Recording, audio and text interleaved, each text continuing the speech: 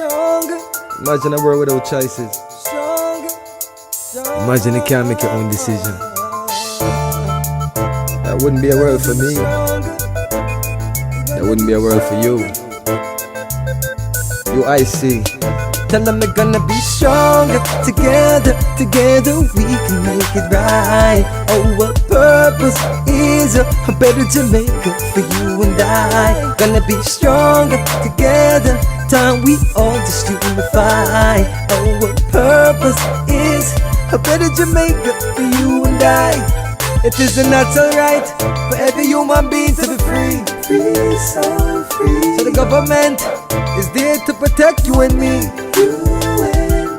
UIC objective is to liberate the citizens from colonial bondage, them regulation, them taxation.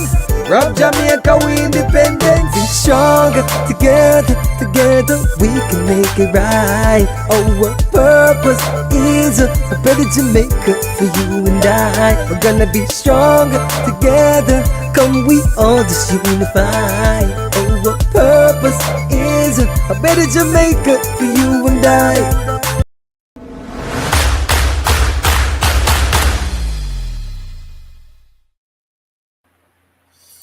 Good afternoon, everyone. Welcome back to another edition of UIC Liberty TV. Welcome to our early birds. I see Howard Foster on. I see JMH. Welcome, Controversy. And we're expecting a few more persons to join because we know it's still early. We usually have a lot more persons on by now, but that's okay. We'll build up over time. But today, in this edition, we'll be talking about Jamaica's future with a UIC government as it relates to what you're experiencing now. So we'll be going over our manifesto, explaining what each of our 10-point plans are, and so forth. We do have some persons from the team today. We have Carlin Ramirez Acosta. I'm here as well, and Mr. Patterson is joining us. We do hope to have some of the persons from the team coming on, so we'll just get on with the program and hopefully they'll join as it progresses. Mr. Patterson? I'm right here, Naika, and thank you for opening for us tonight. Good night, everyone, and welcome to another edition of UIC Liberty TV. It's my pleasure to be here because we're going to be talking about topics that are near and dear to my heart, particularly the core of our manifesto as a political movement. So I'm looking forward to that. Good night, Donnery. Good night, The Reasoning Corner. Good night, Sylvester. Good night, Kick Rocks. Good night, Kurt. Good night, JMH. Sorry for the early start. We had a bit of a mix-up with daylight saving time. You know, Jamaica, we don't change, but the rest of the world, or most of the world, changes. So we have a bit of a switch up tonight. But good to see you all here. The topic for tonight is the future of Jamaica. And for that, we're going to begin by looking at our manifesto. You might be familiar with the preamble of the manifesto, or you might not. This is what it looks like. It's a fairly short but impactful statement that I'm going to be kind of reading for you to kick things off a bit so that you get an appreciation for what does the UIC really stand for? What is it that we want to bring to Jamaica? You've heard us talk about good governance. You've heard us talk about individual sovereignty. You've heard us talk about protecting individual liberty and promoting personal responsibility. These are some of the many phrases that informs the UIC's philosophy and ideology, what guides us, our core values, and all of that kind of stuff. If you recall, you might have seen a document, something like this, where we go through the 10-point plan that we're going to implement for Jamaica. We also share on that document and in other reports or printing material that we have sent out, we talk about our vision. The vision of the UIC is to bring out the best in all its people. A Jamaica that brings out the best in all its people. Very simple statement, but a very powerful one. Can you imagine a Jamaica that brings out the best in all of its people? as opposed to what we have now, a Jamaica that brings out the worst in most of us. Ever since our people have been enslaved and driven by the colonial process, we have become more and more divided, more and more aggressive, more and more antisocial. I think it was a few nights ago you heard from our General Secretary, Carlene Ramirez Acosta, talking about building social capital. A key part of that is uniting ourselves, learning to work with each other instead of against each other, building a spirit of community. And so the UIC is going to achieve all of that through the system of governance that we're going to put in place. But let me again just share with you the preamble. I'll read it for you just to make sure I don't make any mistakes. I have it over here in my other screen. The preamble says, it begins with, as uniters, we seek to create one Jamaica, united, strong, and free. We will create a non-partisan constitutional republic of Jamaica that is not divided by class, color, community, or party. A true republic that protects the life, the liberty, and the property rights of all citizens equally, and where everyone may live, earn, and retire with dignity in a safe, clean, and orderly society. A real new Jamaica. Protecting the life, liberty, and property of every citizen equally is the essential precondition for a free, fair, and prosperous society. Without this protection, there can be no peace, only corruption, poverty, and crime. We will demolish the use of force and fraud from all human relationships, as it is only through voluntary, mutually beneficial exchange that we may enjoy true peace and prosperity in our homes, in our community, and country. Consequently, we'll defend the right of everyone to engage in any activity that is peaceful, honest, and welcome the diversity, creativity, and prosperity that true individual liberty or freedom brings. The society we seek to build is one where individuals are free to follow their dreams in their own ways, without interference from government or any authoritarian power, provided they do not initiate force or use fraud to infringe on the life, liberty, or property rights of others. The following are our basic principles and policies that flows from them. Our goal is nothing more and nothing less than a society where all are truly free to realize their full potential in a safe, clean, and orderly Jamaica. And it is to this end that we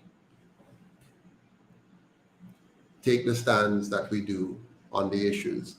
So now I'm going to share with you the statement of principles. But before I do that, you want to look at some key elements that we have mentioned in the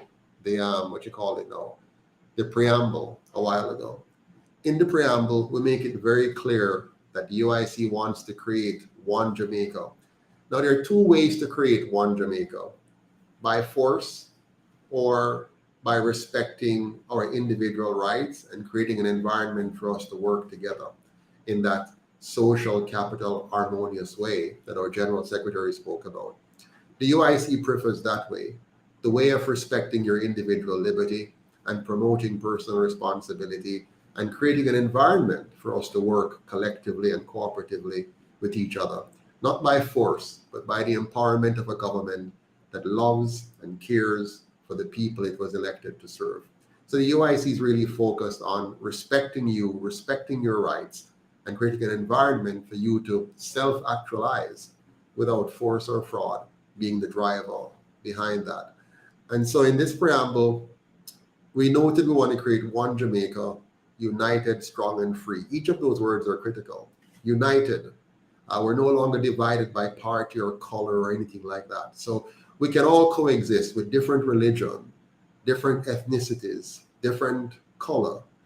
We can even be in different political parties, but the system is not geared towards pushing partisan politics and the division and distraction that creates. And I'm going to explain to you more how we will achieve that. It's also a system that is not just making us united, but also strong. Strong meaning we have the right kind of economic system, the right kind of healthcare system, the right kind of education system that's going to bring out the best in our people, physical health, mental health, the technical competencies and skills that we need to do well. And most importantly, the third element is to ensure that we're free. That's what Nanny fight for, Nanny and Paul Bogle and Sam Sharp and Marcus Garvey and, George William Gordon, they fought for freedom. And so anything that challenges or seeks to undermine our freedom as a people must be swiftly and aggressively opposed. So the UIC is that political movement that will aggressively protect your right to be a free human being. So we're not going to support things like a central bank digital currency that's going to allow government the power to take away your right to buy and sell. We're not going to support any idea of injecting our entire population with a drug because some people somewhere said that we all should get that injection. We're not going to have a system where government calls the shots, but rather a system where you call the shots and government protects your right to your life, your liberty, and your property within that framework. So a very different kind of government, a government that's truly of the people, for the people, and by the people, as opposed to a government that rules over the people. So having said that, I want to turn your attention now to our statement of principles. These principles guides everything the UIC does and will do in the future. It says, we the members of the United Independence Congress of Jamaica hereby challenge the moral authority of the omnipotent state to initiate force or use fraud against the citizens of Jamaica. And we defend the inherent natural born right of every individual to be free. We hold that all individuals have the right to exercise sole dominion over their own lives, bodies, and justly acquired properties, and thus have the right to live in whatever manner they choose, so long as they do not forcibly interfere with the equal right of others to live in whatever manner they choose. Governments throughout history have regularly operated on the opposite principle, that the state has the right to interfere with and dispose of the lives of individuals and the fruits of their labor. All political parties in Jamaica, except for the UIC, grant to government the right to regulate the lives of individuals and seize the fruits of their labor without their consent. We, on the contrary, deny the right of any government to do these things and hold that where government exists, they must not violate the rights of any individual, namely the right to life. Accordingly, we support the prohibition of the initiation of physical force against others, the right to liberty of speech and action. Accordingly, we oppose all attempts by the government to abridge the freedom of speech and press, as well as government censorship or in any form. And thirdly, the right to property. Accordingly, we oppose all government interference with private property, such as confiscation, nationalization, eminent domain, and support the prohibition of robbery, trespass, fraud, and misrepresentation. Since governments, when instituted, must not violate individual rights, we oppose all interference of government in the areas of voluntary and contractual relationships among individuals. People should not be forced to sacrifice their lives or property for the benefit of others. Charity must be voluntary, not forced for it to be charity. People should be left free by government to deal with one another as free traders who by law may not use force or fraud to get their way, and the resultant economic system, the only compatible with protection of individual rights, is the free market. Now that's a powerful statement, something that you're not used to. You're not used to hearing government talk like this because government likes to hide within the laws and in their constitution little get out of jail clauses where they're allowed to do things to citizens and get away with it. They can, for example, like the Jamaican government, they have for the last 80 years withheld the land from the Jamaican people. This land was stolen from your ancestors. All of it, all of Jamaica was stolen from the Jamaican people some 400 to 500 years under the colonial slave masters. They stole the land from the Jamaican people. And when they sort of left Jamaica in, let's say, 1962, and when they kind of gave up some of the governing of Jamaica in 1944, our local politicians, the one who claim that they are representing us, they have continued to hold on to those lands as if they now are the new slave masters and they get to decide who they're going to give some to. So for example, they can create little housing schemes and say, okay, we're going to give a few people some matches boxes, provided they had given us money in the NHT program. We'll only give 25% of them some, and then we're going to give some to our rich friends. You know, we're going to sell some to foreigners that want to own our beaches or want to own our hotels.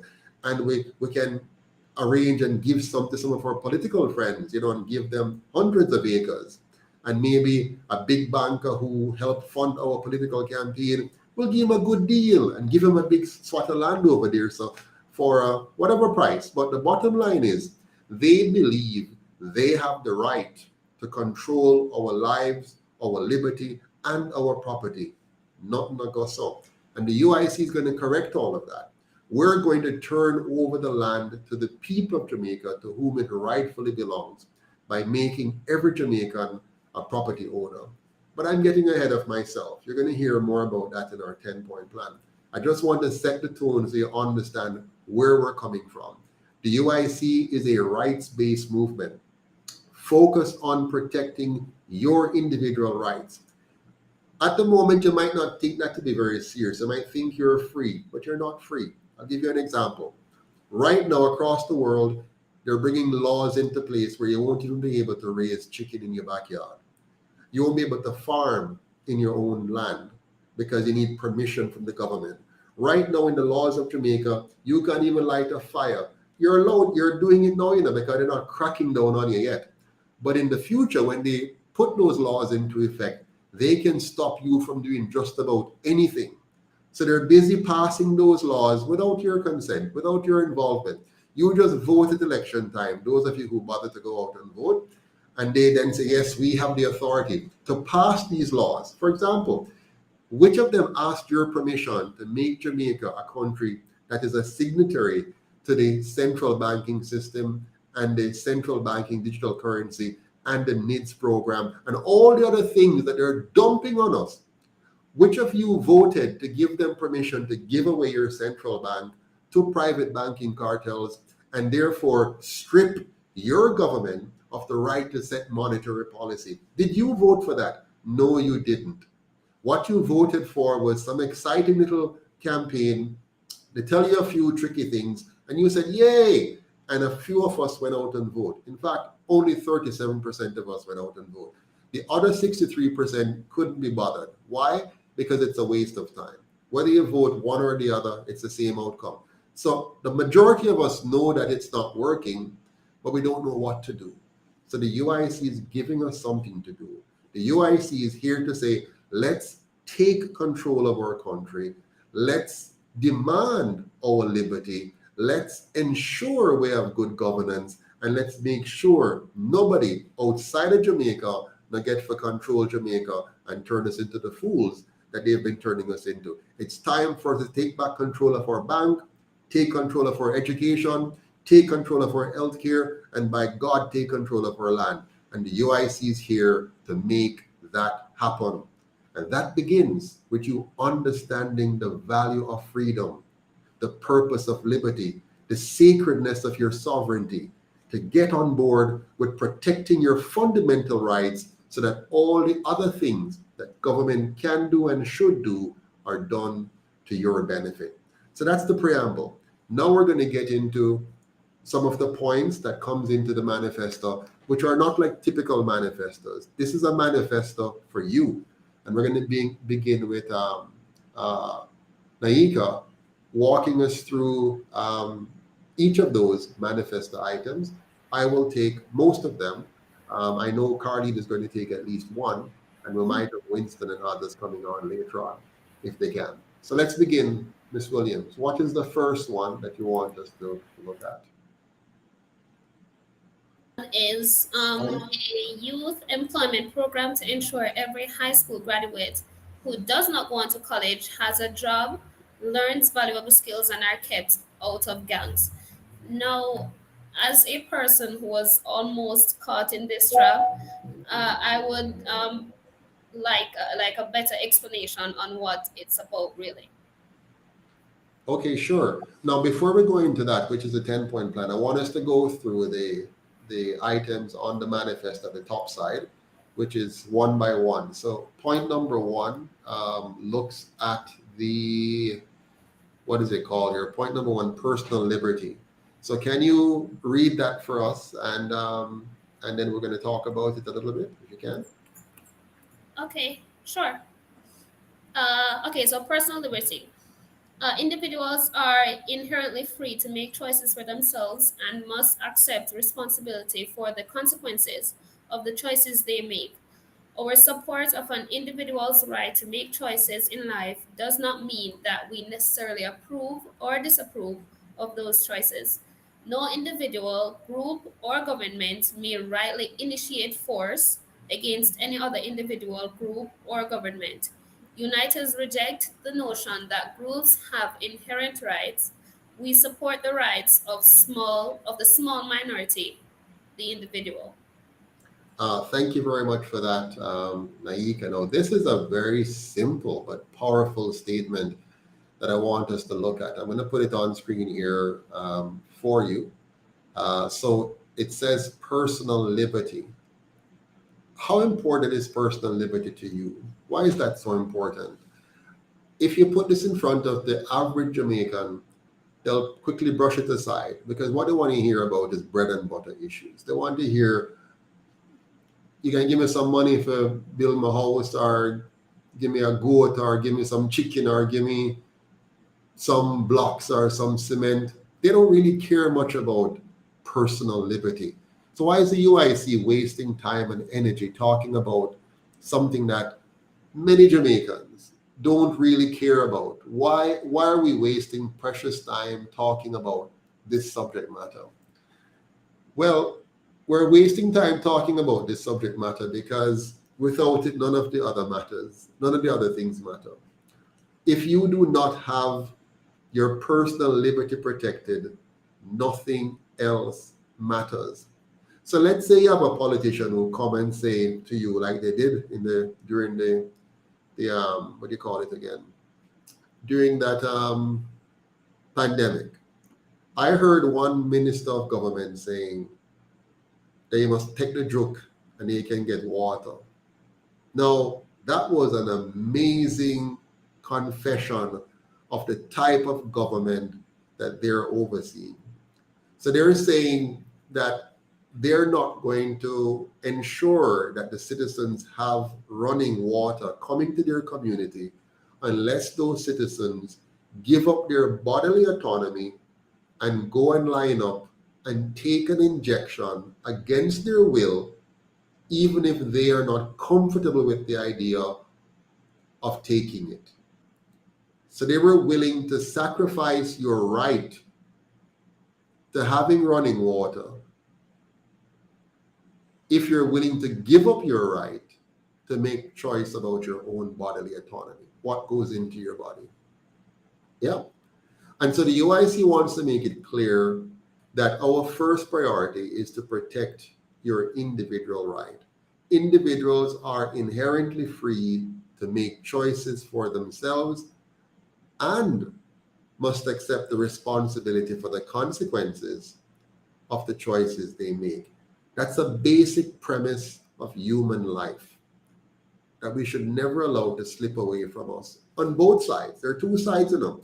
One side is the right to choose, and the other side is the responsibility to accept responsibility for the consequences or the benefits. Very, very important. Politicians don't talk about this because they like to give you the idea, like Andrew did back in the early part of his election, where he promised you prosperity without outlining to you what your responsibility is to create that prosperity. He just wanted to plant in your mind the simplistic idea, elect me and I am going to make you prosper. No, elect the UIC and we're going to create an environment whereby by the sweat of your brow, you will eat bread. By your own creativity and ingenuity and productivity, you will grow, because we're going to create a safe environment for you by doing the job of government, safety. We're going to create a clean environment for you. We're going to create a very orderly environment for you with the kind of infrastructure you need to be able to be productive. And that's how you're going to achieve prosperity. So our personal liberty stance is grounded in the practicality of good governance, whereby you, the citizen, have certain core responsibility which you cannot escape, and the government has certain core responsibility which it cannot abdicate. In Jamaica, our government abdicates its responsibility and then fines and charge and prosecute and pressure you to live up to whatever responsibility they place upon you. So they say, for example, your car must be fit. You must have fit car. Your car must be fit and proper.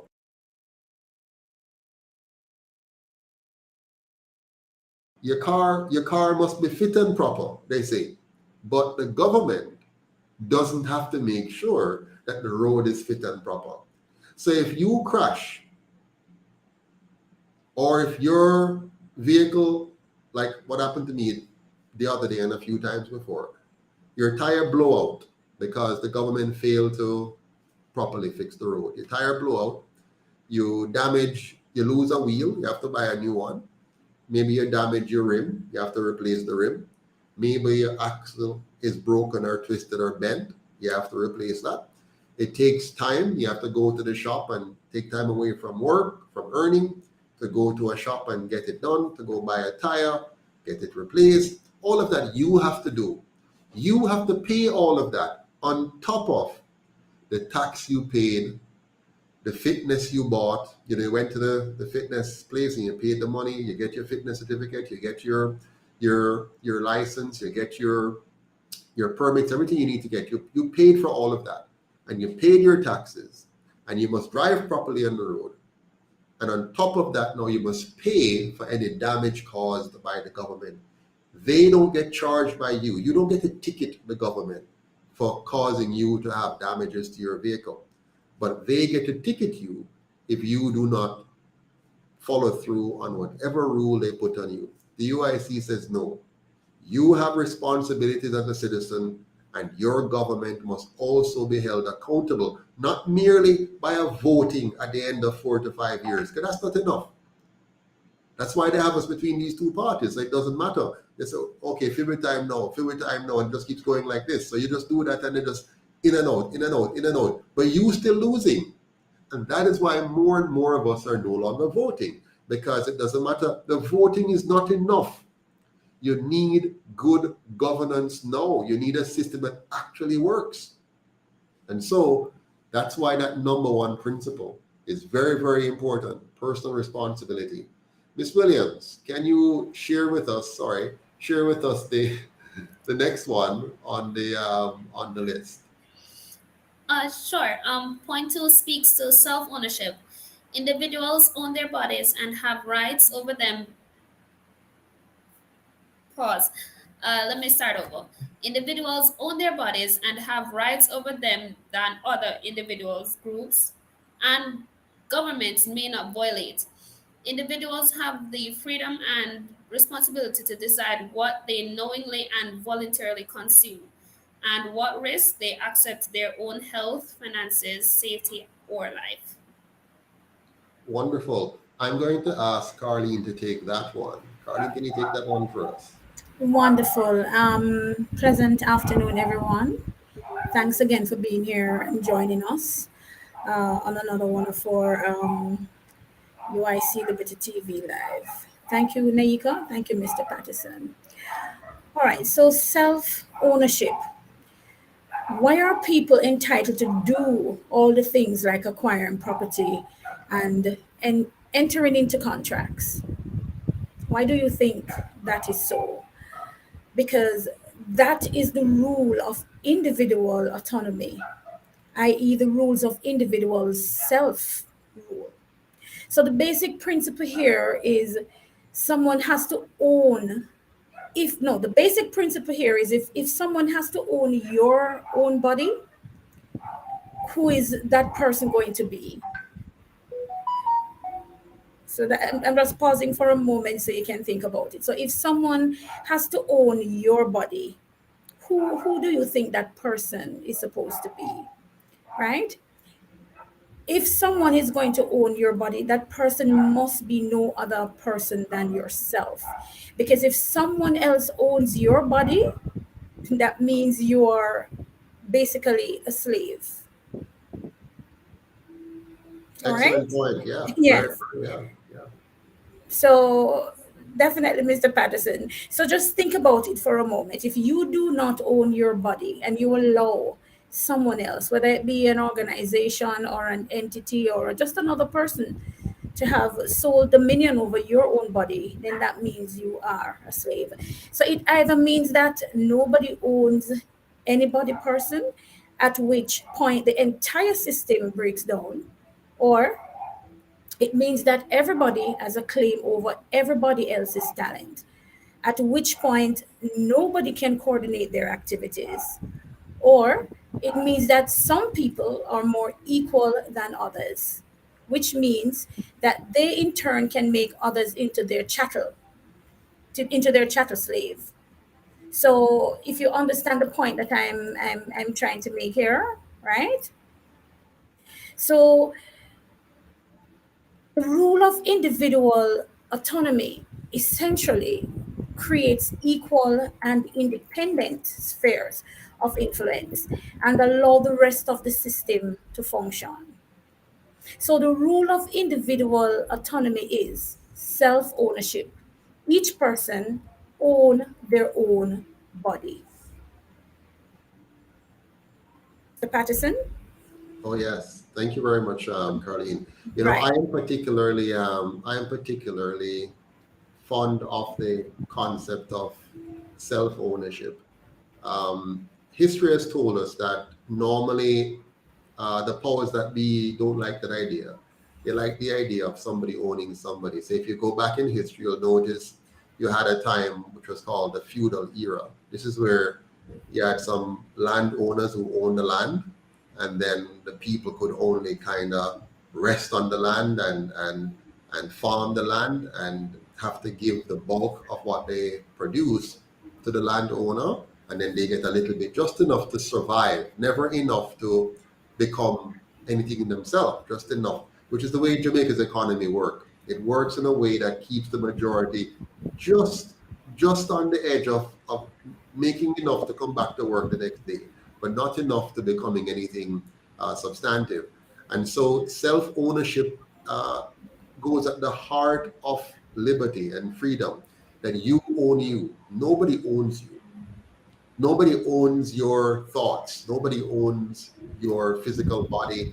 Nobody owns the product of your efforts. Unfortunately, though, the way the economy is designed, it's as if you don't own you. And the UIC wants to make sure you fully own yourself. The concept of self-ownership, the right to your life, the right to your liberty, which means your time to do whatever you want with your time and your talent, and the right to property, to own property. So you can own something. You can't own anybody else, but you can own things that you produce or that you have been given by way of a gift, if it was legally or lawfully obtained or justly obtained, and so on and so forth. So thank you very much, Ms. Ramirez Acosta. Did you have any other thoughts on the subject before you go? Yes, because there's actually some type of benefit, you know, to self ownership, right? So, self ownership is a concept that pertains to the idea that individuals have the right to control their own lives and bodies, right? So, self ownership is a fundamental principle of individual liberty, and it asserts that every individual has the right to control their own life and body, and that no one has the right to impose their will on them. All right, so there's a key component of human, it is like a key component of human dignity. It recognizes that every person is unique and valuable individual, and that they have the right to make their own decisions about their life and their body. Absolutely. Somebody here is saying, Antonio Barrett, he says, Mr. Patterson, question for you. At present, the British Crown owns Jamaicans via birth certificates. How would you change that? Antonio, I am not aware of the British Crown owning Jamaicans via birth certificates. What I'm aware of is that our government and the system of governance that they have embraced does not recognize recognize our individual sovereignty. And by extension, the laws and economic model that we have in place denies us the freedom that we need to have to be able to achieve our full potential. So that I'm aware of, and that's what we're fighting against. We want to end that system permanently. Yes. Anything else, Miss Acosta? No, that kind of sums it up nicely to say that, you know, it's really important that you understand yourself, and that you do not allow any government entity, no government or any other individual, to own the rights over your body. But I must tell you, though, you know, there was a story that I came across some time ago, and this story is about a man who he went on a flight with his dad, and they ended up that the plane crashed and his dad died and he lost a leg. So while at the hospital, he asked the surgeon if he could get back that leg to, you know, keepsake. And he had that leg. He went home and he kind of put some stuff on it to kind of keep it, and he just have it there in his home. And then he fall on hard times, and the hard times that he fell on, he lost his home and all his contents and everything, and he had totally forgotten about the leg that he had in this little what you would call it, one of those Preservative. grill thing, Preservative. preserve it, yeah, like a grill Yeah. thing, right? And he had his stuff in storage. His stuff was put in storage, and then this gentleman went and bought some stuff that had belonged to him, you know, and he ended up finding the leg in one of the containers that he got from storage. So he thought it was some murder or something, you know, that was committed. So he ended up calling the police. So he called the police about the leg. The police came, they did some investigation. They found out that the contents belongs to this gentleman, and they called him in and they talked to him, and he ended up, you know, they ended up finding out that there wasn't really any murder, anybody, no homicide, no one got hurt. It was just that this man had his leg stored in his home. So it went on that he reached out now to the gentleman to say, can I please have back my leg? And the man basically told him that, no, I bought the stuff, no, I own the leg. You know, so it ended up in court. It ended up in court, and he actually got back the leg. But this Wow. goes to show that the court system made a ruling to say that the leg belongs to him. He holds his body, so therefore, you know. So I just remember that story. Wow. So, well, I'm glad he got back his leg. He got back his leg. Let's just make sure we don't lose our heads. Definitely. So, thank you again, Madam Ramirez Acosta, for joining us. I know you have to run, Oh, yes. but thanks for your contribution. Have a good night. Anytime. Welcome. Take care, everyone. Good night. All right. So I see we have Chase in the house. I saw Winston earlier on. I don't know if Winston is still there. Is he still there? No, I don't see him. No, it's not. All right. Well, welcome and good night. Very good night. Thank you for having me, Sir Patterson. Good night, Jamaica and all uniters. All right. I'm about to leave work, so I decided to hop on before I step out. Okay, wonderful. Now, since you have to run, can you? I'm getting a feedback. I think you have a feedback. Oh, but you're hearing some echo? Yeah. So what I'm going to ask you to do is go ahead and share with us whatever you had in mind based on from the manifest. I'll give you the floor since you have to run. So go ahead. All right. So I was thinking about the 10-point plan. One thing that stands out for me is the fact that any student leaving high school will be able to go into apprenticeship if they're not in a job or in tertiary training. Now, I want to say that I am an online English tutor. I teach students from Japan and South Korea and China how to speak English. Now, what I found that was very interesting with Japan and South Korea is that as soon as students leave school, they know exactly what they're going to do. They know what they're going to do before they leave school.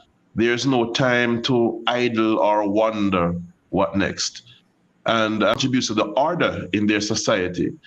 Now, I like the fact that through the UIC, the 10-point plan, and it's also a feature of the education plan LEAP, students who are not in a job or who are not pursuing training will be placed in apprenticeship where they'll be learning skills and earning at the same time. Now, this will contribute to our social development and also ensure that we don't have ready recruits for gangs. So this sets us on a place for development in Jamaica. So I love that aspect of our 10-point plan. Well, I love many aspects. That's the first one I chose. All right. All right. Mute your mic for me because I get feedback when it's open. Okay, let me do it. All right, I think it's working now. Miss Williams, did I get that right? Okay, you're muted too. So. You did. All right. So Chase made a very good point there a while ago about our 10-point plan and how it literally, prepares our people to be effective citizens. One of the problems we have in Jamaica is that the school system, as we have it now, doesn't really prepare us to succeed as individuals. It's very focused on passing exams. It's very focused on learning by rote. So you learn by memory. So you're not really mastering the skills of reasoning and analytical thinking and so on, even though I know there's some element of that in the system. Worse than ever, though, the education system we have right now fails up more than 70% of our students every year. You can't have a school system, you can't have an economy, you can't have a society where every year the graduating batch coming out of your school, 70% or more of them fail to have the basic core competences to be effective citizens. That is a very disastrous future for Jamaica. And that's why the UIC has come up with the LEAP program, the Learning Enrichment Advanced Program, whereby we shift the focus away from learning by rote and away from merely passing exams to a competency-based system that builds core competencies across all the elements necessary for effective human development. So one of the core program begins with dealing with three things: understanding self, understanding human behavior or how to build quality relationships, and understanding money and economics. so that you're not fooled by politicians or unscrupulous business people. When a child understands those three elements, understanding themselves, mind, body, and personality, how to form a quality character, and when they understand human behavior and how to build good relationships, family relationships, business relationships, friend relationships, how to deal with conflicts and so on. And when they have mastered money, understanding the science of money, understanding monetary system, understanding monetary theories, economics the way you need to, how to manage money. When you understand those three things, you are ready for life. I mean, you can be a great father and mother, you can be a great friend and business partner, and you can manage your finances in a way that allows you to be an effective contributor to society. Just imagine if all of us, when we decided to start a business, a side business or a main business, you had the tools, you understood money well enough, you understand people. If you understand people, you understand markets. Markets are driven by human behavior, right? So people make decisions based on what is common to all of us. All of us were born as babies. We had to be given milk or breast by our mothers. We had to be changed, we had to learn to creep, then we had to learn to walk and then run, and we had to learn to read and write. All of these things, including then becoming ready for the job market, all of these, you can actually predict most of them, right? Most of what's going to happen. And if you have a good understanding of human behavior, you will understand markets and therefore marketing and advertising. You'll understand, if you understand money, you'll know how to forecast and plan. You'll understand future value, present value, taxation, how government affects the economy, how the private sector works, how exchange rates impact transactions, all of that. And if you have those skills, many of you here on this program right now, if you had the kind of education that the UIC plans to bring to Jamaica, you would, I can assure you, be in a much better position right now as an individual. If you had that early education from, preschool to, primary school to secondary school and beyond, if you had this core set of education, you would be in a very powerful position. I see Sir Winston Wright in the waiting room. Welcome, Mr. Wright. How are you doing, sir? Good evening, Mr. President. Brother Neil, good evening. Sister Naika, good evening. Good evening to Uniters watching online. Excellent. So we're talking about the UIC's manifesto. We're going through it a bit orderly and disorderly. So, we had Miss Acosta, the GenSec, who has just taken over from Mr. Neil, who was the GenSec until recently when we had our elections on Sunday. But she was talking about, self-ownership, which dovetailed off personal liberty. And I kind of gave an overarching view of, what we're doing. But I know Mr. Neil has to leave us shortly. So before you go, Mr. Neil, do you have any, parting thoughts? You are our Shadow Minister for Education and Human Resources. You are former General Secretary. You have helped to build this movement. What do you want to say to us before you have to go? Because I know you have to run. Are you hearing me? I can hear you now, yes. All right. Hear you now. Yes, go ahead. All right. I want to say to all Jamaicans, all persons who are interested in the development of to look at UIC not just as a party, because we had to register as a party to challenge for government seat, to field our members. But we are primarily a platform for all Jamaicans to come on board and seize ownership of our country from those who would ruin it. For decades now, almost 80 years, we have been under that the United Kingdom has left for us to mash up the country. They gave us a sort of independence to trick us and gave us these two political parties that are colonial, really. And they come with the fun and the handouts and the vibes because they know that we as a people, we love the vibes. But over the years, they have ruined our country. And now we have a movement, a platform that we can own that is non-partisan in nature to develop the country. So if you want good for Jamaica, get on board and let us work together. Notice I did not say vote for me and I will do so and so for you, Mr. Patterson, and they will do so and so for you. We will be going through the plans and the policies that are part of the UIC through the manifesto. And you now have a chance to get on board to bring all of this to fruition. So let us work together and build back Jamaica. Stronger together, one Jamaica. All right, everyone, I have to run away now. And Thank you so much. I'll see you on the next one.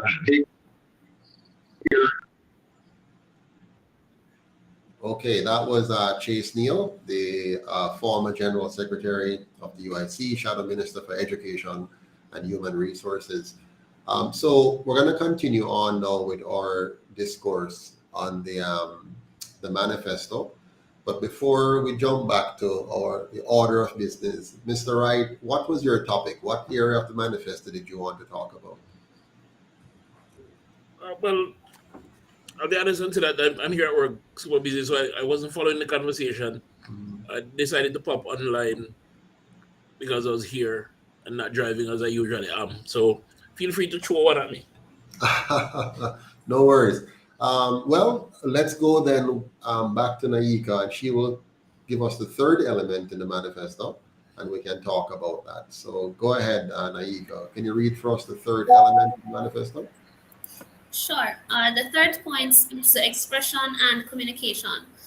We support full freedom of expression and oppose government censorship, regulation, or control of communications, media, and technology. We favor the freedom to engage in or abstain from any religious activities that do not violate the rights of others. We oppose government actions which either aid or attack any religion. All right, wonderful. So the expression and communication is another key element of our freedom.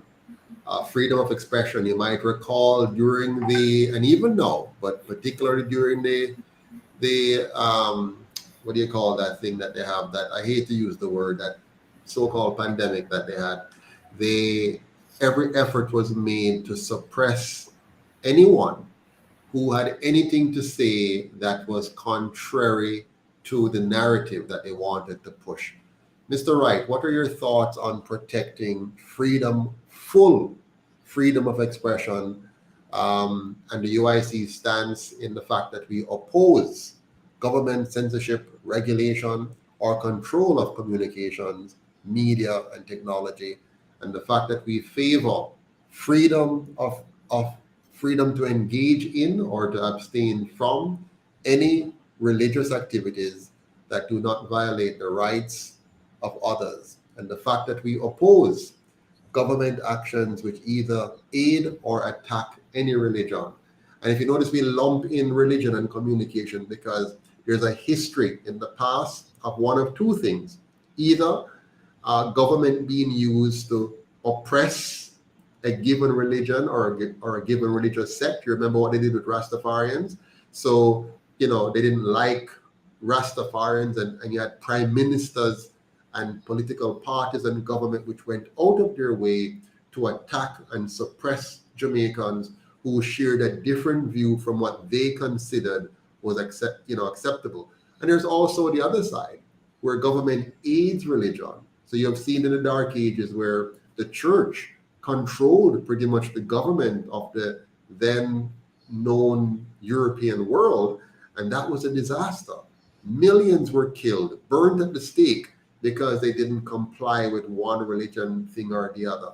And on top of all of that, we've seen across the history of mankind an attempt to suppress free speech when it does not suit the narrative of the day. What are your thoughts on that? Well, you see, I like going back in history, which you did. And recently was the anniversary of what is referred to as the Iron Shore incursion, where one of our prime minister, who there, as a matter of fact, there's an attempt to name a school after him right now, which I believe is a shameful thing, after he instructed and systematically had our brothers who identified as Rastafarian, a Pan-Africanist identity, a Black identity, set upon by state security forces, state actors, brutalized, many seriously injured, and many killed. Now, my late father being a Rastaman, this cuts very close to me, because he would have been someone who would have faced this kind of segregation, this kind of victimization, if he wasn't a very strong person. So I believe that the UIC is beyond brave to pledge to work for the Jamaican people in creating a truly open expression and communication, particularly around religion and the right of an individual to identify with any particular group. Now, as it pertains to the state, removing the state from the equation is really what people power is about. And the UIC is about creating and empowering the people. The state is usually lobbied, in this case, lobbied heavily by private sector interests. And those private sector interests are usually aligned in one way or other with a different group. So, for example, you have theologically run states, and those states would literally outlaw other religions at the preference of the religion that identifies as the state religion. Now, imagine if you live in such a country and you have to choose to either hide your religious identity or be persecuted or forced to practice the accepted state religion. That is something that is unheard of in our world, but at the same time, quietly practiced. For our state, for example, identifies as Christian, but at the same time, I have my Muslim brothers around. I have my revivalist brothers around who identify with the African movement. I have my Rastafarian brothers around who identify with the Rastafarian movement and other Pan-Africanist movement. And those Christian organizations enjoy the protection of the state. Again, because our state identifies as Christian. Now, a UIC government would not give preference to any one group, any one religious group. And as a matter of fact, that lack of preference extends to all aspects of our lives. But right now, we're talking about religion. So when our Rastafarian brothers and our Muslim brothers can openly communicate, commune, gather, and practice their religion with each other without fear of state persecution, that is fine. It will also give individuals who choose not to associate the right to say, I respect you, my brother, for identifying as such, but I will practice my religion over here. And that respect for each other's point of view is what the UIC is all about. So we advocate a very responsible way of handling the country's affair. Now people will say, oh, how are you going to do this? And it's pretty simple. Personal responsibility and education. Yeah, I have not suffered, but I've actually found myself many times challenged by members even within the UIC, because they're concerned that the UIC is not in their view, they want the UIC to be religiously inspired. So they want us to show outward expression of supporting, say, Christianity. So you'll have members who come in and they're like, we need to put God first. And for them, putting God first means we need to do things in the way that they're used to religiously. And normally that's from a Christian perspective. So for example, at our functions, we don't have somebody getting up and kind of forcing everybody to pray by virtue of saying, let us pray. And then we have all these show of religiosity and that we are committed to God and to Christ and so on. And then that will make those persons feel comfortable. And we say, no. When we meet, we're going to respect all religions. So if you're going to give the Christian person the podium to advocate his Christian ideals, then you would have to give the podium to the Rastafarian to do the same, and to the Muslim to do the same, and to some other religion, maybe Hindu or whoever. Now, once you start to do that, give preference to anyone in your assembly, what you have done now is to create division. And the UIC is united around the principles of liberty, justice, and good governance. We're not here to advocate any particular religion, but I might be a Christian, the next member might be a Muslim, the next member might be a Hindu, the next person might be an atheist, whatever. That doesn't matter, because we're all united around the idea of protecting our religious liberty, or non-religious liberty, meaning I may not be religious, but my right to not be religious is protected. Your right to be religious is protected. His right to be a different religion from yours is protected. So if all of us have our rights protected, then we can enjoy life. We can enjoy the liberty and the freedom to worship as we choose, the God that we choose, and not be forced or coerced or made uncomfortable because the state or the movement gives preference to one or the other. And that's something which has defined the UIC. It's a part of our commitment to freedom of expression as well. You must be free to share your ideas, to share your religion with those who want to hear you. So while you have the freedom to share, you don't have the freedom to force, and nobody has the responsibility to listen. So that freedom of expression goes both ways, the freedom to share and the freedom not to listen. What are your thoughts on that? That is pretty straightforward. Now, if you find yourself in a situation, for example, a Rastafarian brother finds himself in a situation where he's invited to participate in an event that is overtly Christian, he's going to be very uncomfortable, and he's going to be even fearful of it. Now, a UIC function that allows each one to express their individual belief instead of forcing it openly on the general gathering is one that is more welcoming. And that is why such a diverse set of persons support the UIC principles and support the UIC in general, because we make the movement comfortable for all to participate. I can mention my very good friend, Brother Roman, who is very Christian. Mm-hmm. And like many others, he's open about his faith, and he's not uncomfortable being in a UIC function, even though he's on a function with our Rastafarian brother, because neither of them is forced to participate in a ritual that they're not comfortable participating in, that is not part of their religious belief or their religious sphere. Mm-hmm. So the movement is overwhelmingly welcoming to all, and that is the beauty of the UIC. That is why people all are welcome. Ms. Williams, do you have any thoughts you want to share on the matter?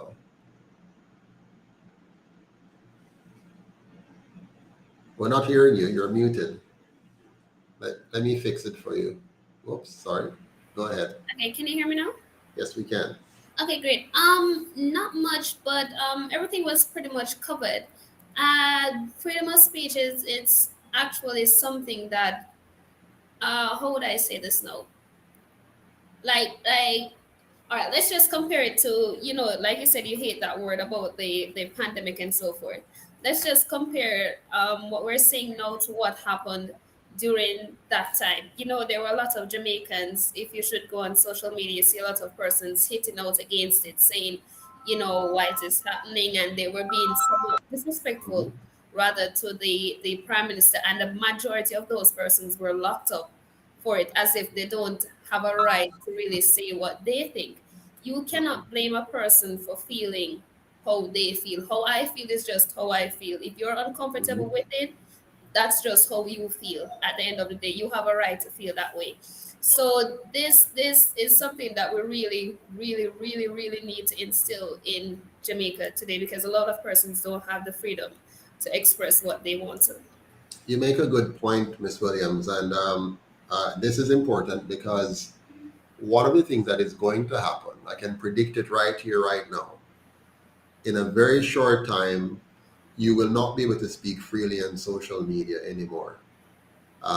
It's already being curtailed, and it's going to get worse and worse and worse, where the only thing you can say on these platforms are things which are authorized by the public. When somebody has to authorize what you can say, then you have lost your freedom of expression. And so the plan which is coming down the pipeline, the legislations, the laws which either party, whether it's the green or the orange party, anyone that's elected, they're there to carry out the wishes of the Colonial Masters. And they are busy preparing to pass more draconian laws to take away your freedom of speech. And they're going to use the idea that they're protecting us. They want to protect us from misinformation. They want to protect us from persons saying things that could be disastrous, that could be bad for society and bad for you. And so they're going to indeed pass censorship laws to take away your freedom. But the real reason behind it is so that when they are trying to enforce certain things, like they tried the other day with the injection, which they're still pushing, they want to make sure that there's no counter narrative. So they can lock off anybody who is going to tell you something counter to their narrative. Now, their narrative may be good or it may be bad. We don't know. But the fact that they don't want you to hear anybody else's narratives immediately, in my mind, make their narrative bad. If you want to tell me that you have a beautiful miracle cure that's going to help me, that's great. But if you're afraid of me hearing from somebody else telling me why your miracle cure may not be good, and that they have an alternative miracle cure, then if you don't want me to hear that, I should have no faith and no confidence in your cure or in you. And so the UIC recognizes these things, want to make sure that we enshrine in law unapologetically your right to freedom of expression, which means you will then be free to hear from all the different viewpoints. Let us have a democracy of ideas. Let us allow different views and ideas to contend. Let us allow conspiracy theories to be advanced, because the truth is, many conspiracy theories in recent times have proven to be very well-founded theories. A theory is simply an idea about something. Nothing is wrong with having ideas, whether it's a conspiracy theory or a scientific theory or an economic theory. It doesn't matter. Let us hear all the theories and allow us our individual right to choose which theory we want to believe. What are your thoughts on that, Mr. Wright?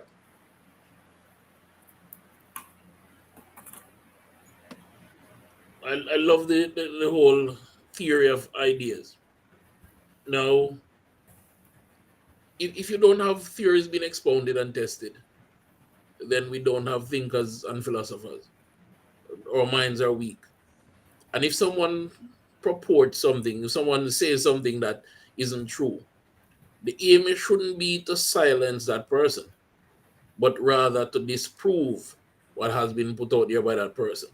Now, if you're busy doing wrong, planning wrong, that is the only reason you'd want to silence opposition. That would be the only reason, because you don't have the time to counter that argument that has been put out there. Now, if you're doing right, you also would allow that theory to go out there and your action to disprove it. We are finding ourselves in a time where the emphasis is on silencing the masses. To take us back to a time where communication wasn't so instantaneous, when communication wasn't so ready, so ideas were easier to be killed. For example, the idea of black pride, black power. It was stifled by the systematic execution or termination of various community leaders, both in the Caribbean and the rest of the world. And the control of the media. Including our motherland, including Africa. Right? And they were able to advance other theories of white supremacy, theories of religion that has kept us in a loop. In the dark. Yes. Yes.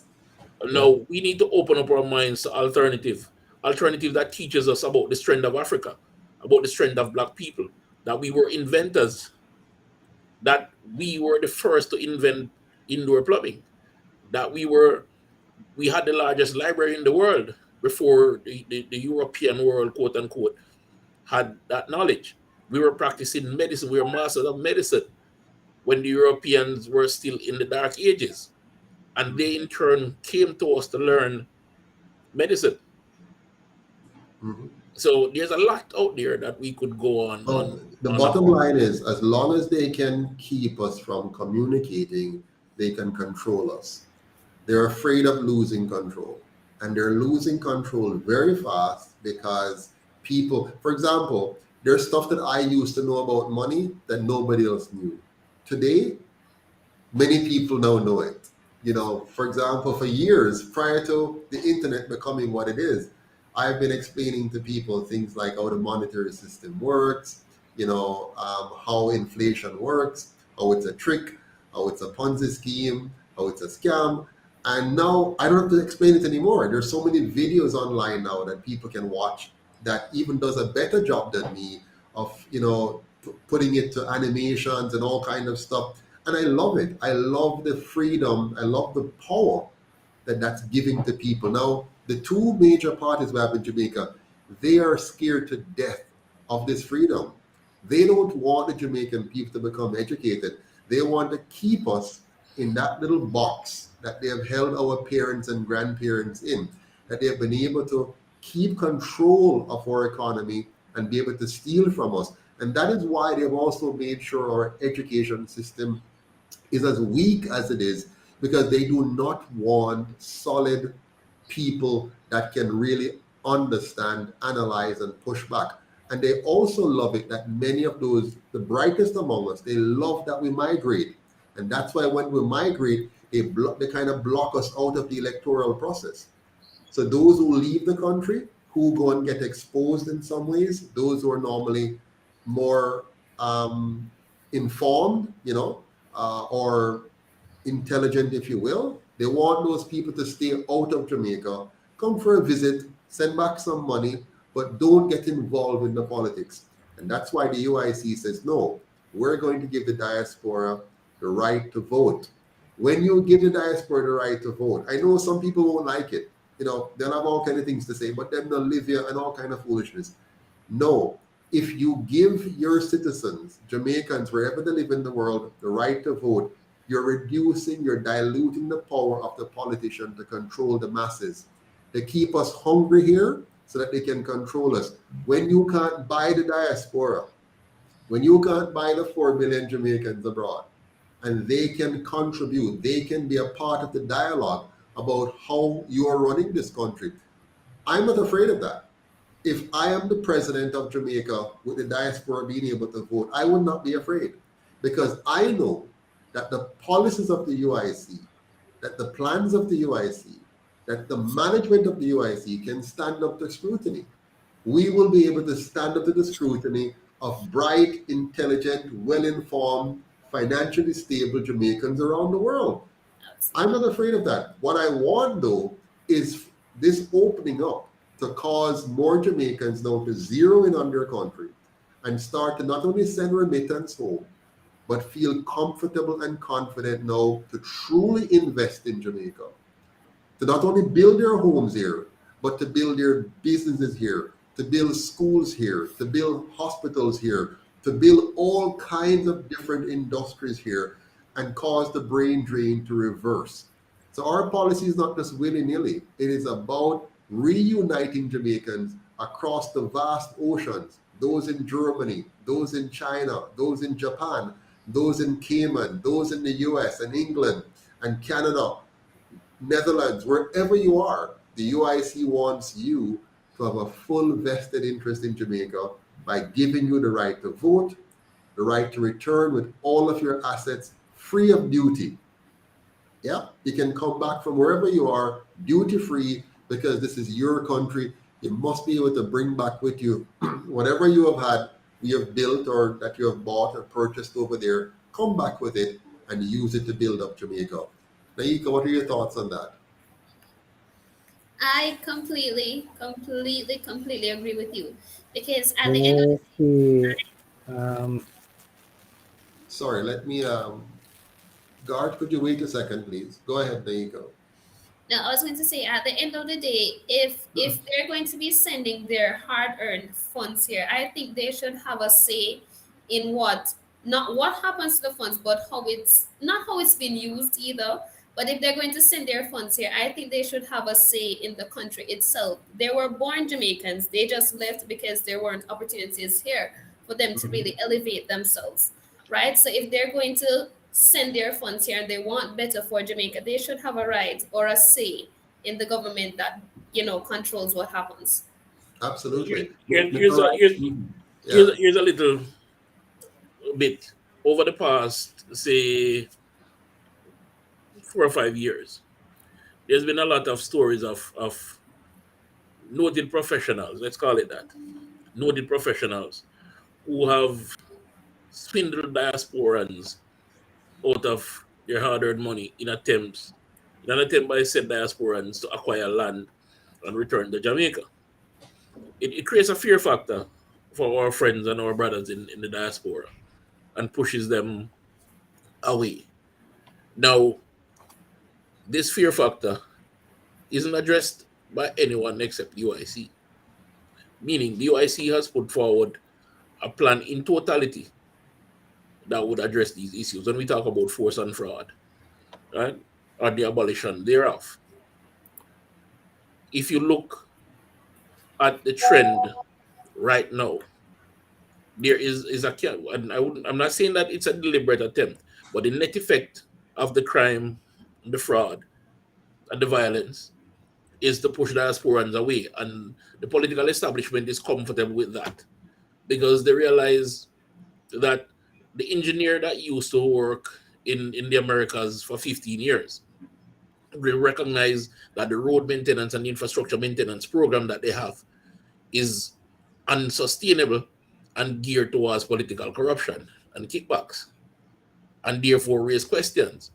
And because Jamaicans have, and forgive the expression, a big man complex, he will be able to hold court under the community tree and convince the community members that that member of parliament can do better and should do better, that that councillor can do better and should do better. And the importation of that idea, the creation of that thing that, they should be accountable, that idea will propagate, and they don't want that. That is why they have an education system that is built on the colonial model, and even though it's broken, they hold on to it because knowledge is what they want to starve us of. So they can in turn manipulate our lives. They can tell us that cost of living is natural. The increases in cost of living is natural. A cost of living, man, it happens. But on the other hand, when they create a giveaway budget that is built on debt, that spirals inflation and create the vicious cycle of inflation and propels it at a faster pace, we will accept it because as so life go, a cost of living increase. In fact, they tell us that it's international. The whole world is going through inflation. So we have to go through it too. And of course, if you knew any better, if you were a student of economics, if you understand economics, you'll know that we have chosen to import America's inflation. We chose to do that. America is in the business of exporting inflation. That's their job. They do that to achieve their objectives. Now, if you have a leadership, a government that understands economics, the government can decide we will not import America's inflation. We're going to protect our people. Now, just imagine when Jamaica has water security. because we have a government that invests in having water harvesting catchments throughout the country, properly networked, to ensure that every side of the country, every farmer will have adequate water supply based on our blessings from heaven. We're very blessed with enough water in Jamaica, whether from the heavy rainy season to our underground water. We're blessed. Furthermore, if we invested in desalination plants, the ocean is a vast supply, and Israel have shown us that you can do it, and Singapore has shown us that you can do it. So if we invested in having water security, and then we couple that with food security by making Jamaica the organic food capital of the world, by investing the same way the Netherlands did in massive organic farming using modern technology that will give us greater yields for smaller amount of lands, while using the vast amount of farmlands that we have not been using productively. So we have food security, water security. And then now if we invest in becoming expert at harnessing renewable energy, whether it's biogas or geothermal or hydro or solar, and put that mix together, now Jamaica would have created a solid boundary of resilience economically, water, food, and energy. Then on top of that now, you do make all of Jamaica safe, clean, and orderly, smell, look, and feel like a tourist destination. All 14 parishes, all 228 divisions, all 3 counties, looking good, smelling good, feeling good. And you therefore make Jamaica the mecca for tourism. Not that we're going to be depending on tourism, but that because we have created such a beautiful country, we have taken our natural endowments and make them very pleasant and appealing. And we've built a tourism model that brings the tourism dollar into the community, spent in the community, buying Jamaican-produced entertainment, Jamaican-produced food, Jamaican-produced everything, music, you name it. And plus, what we have done in agriculture, that would be by itself a tourist attraction. People want to come and marvel at our effective use of water or effective growing of organic plants, the quality of the food that we give our people to make our people healthy, and then we're selling that to the world. If we do that, no major economic shocks can cause our people to lose the value of their purchasing power, because we would be a net exporter of value to the rest of the world. What do you say to that, Mr. Wright and Madam Williams?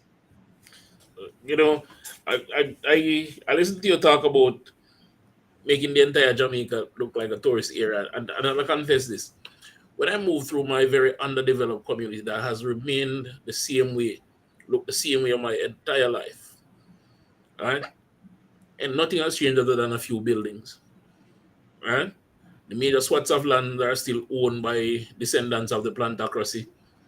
There's still one main street that runs through the little town, etc. And I love that place. But when you talk about that and I look around and I start thinking, okay, if we have all the road clear cut by say 5 feet, so the utility lines are there and there's proper street lighting and the roads are properly maintained and the houses are clean and painted and everywhere cut nicely, not because the tourists is coming there, but because we live there, then the tourists will be happy to come and walk around and be amongst us.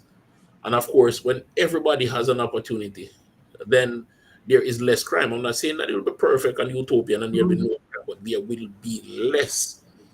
And based on our plan for crime and justice and state security, there'll be better means of investigating, i.e. solving these issues.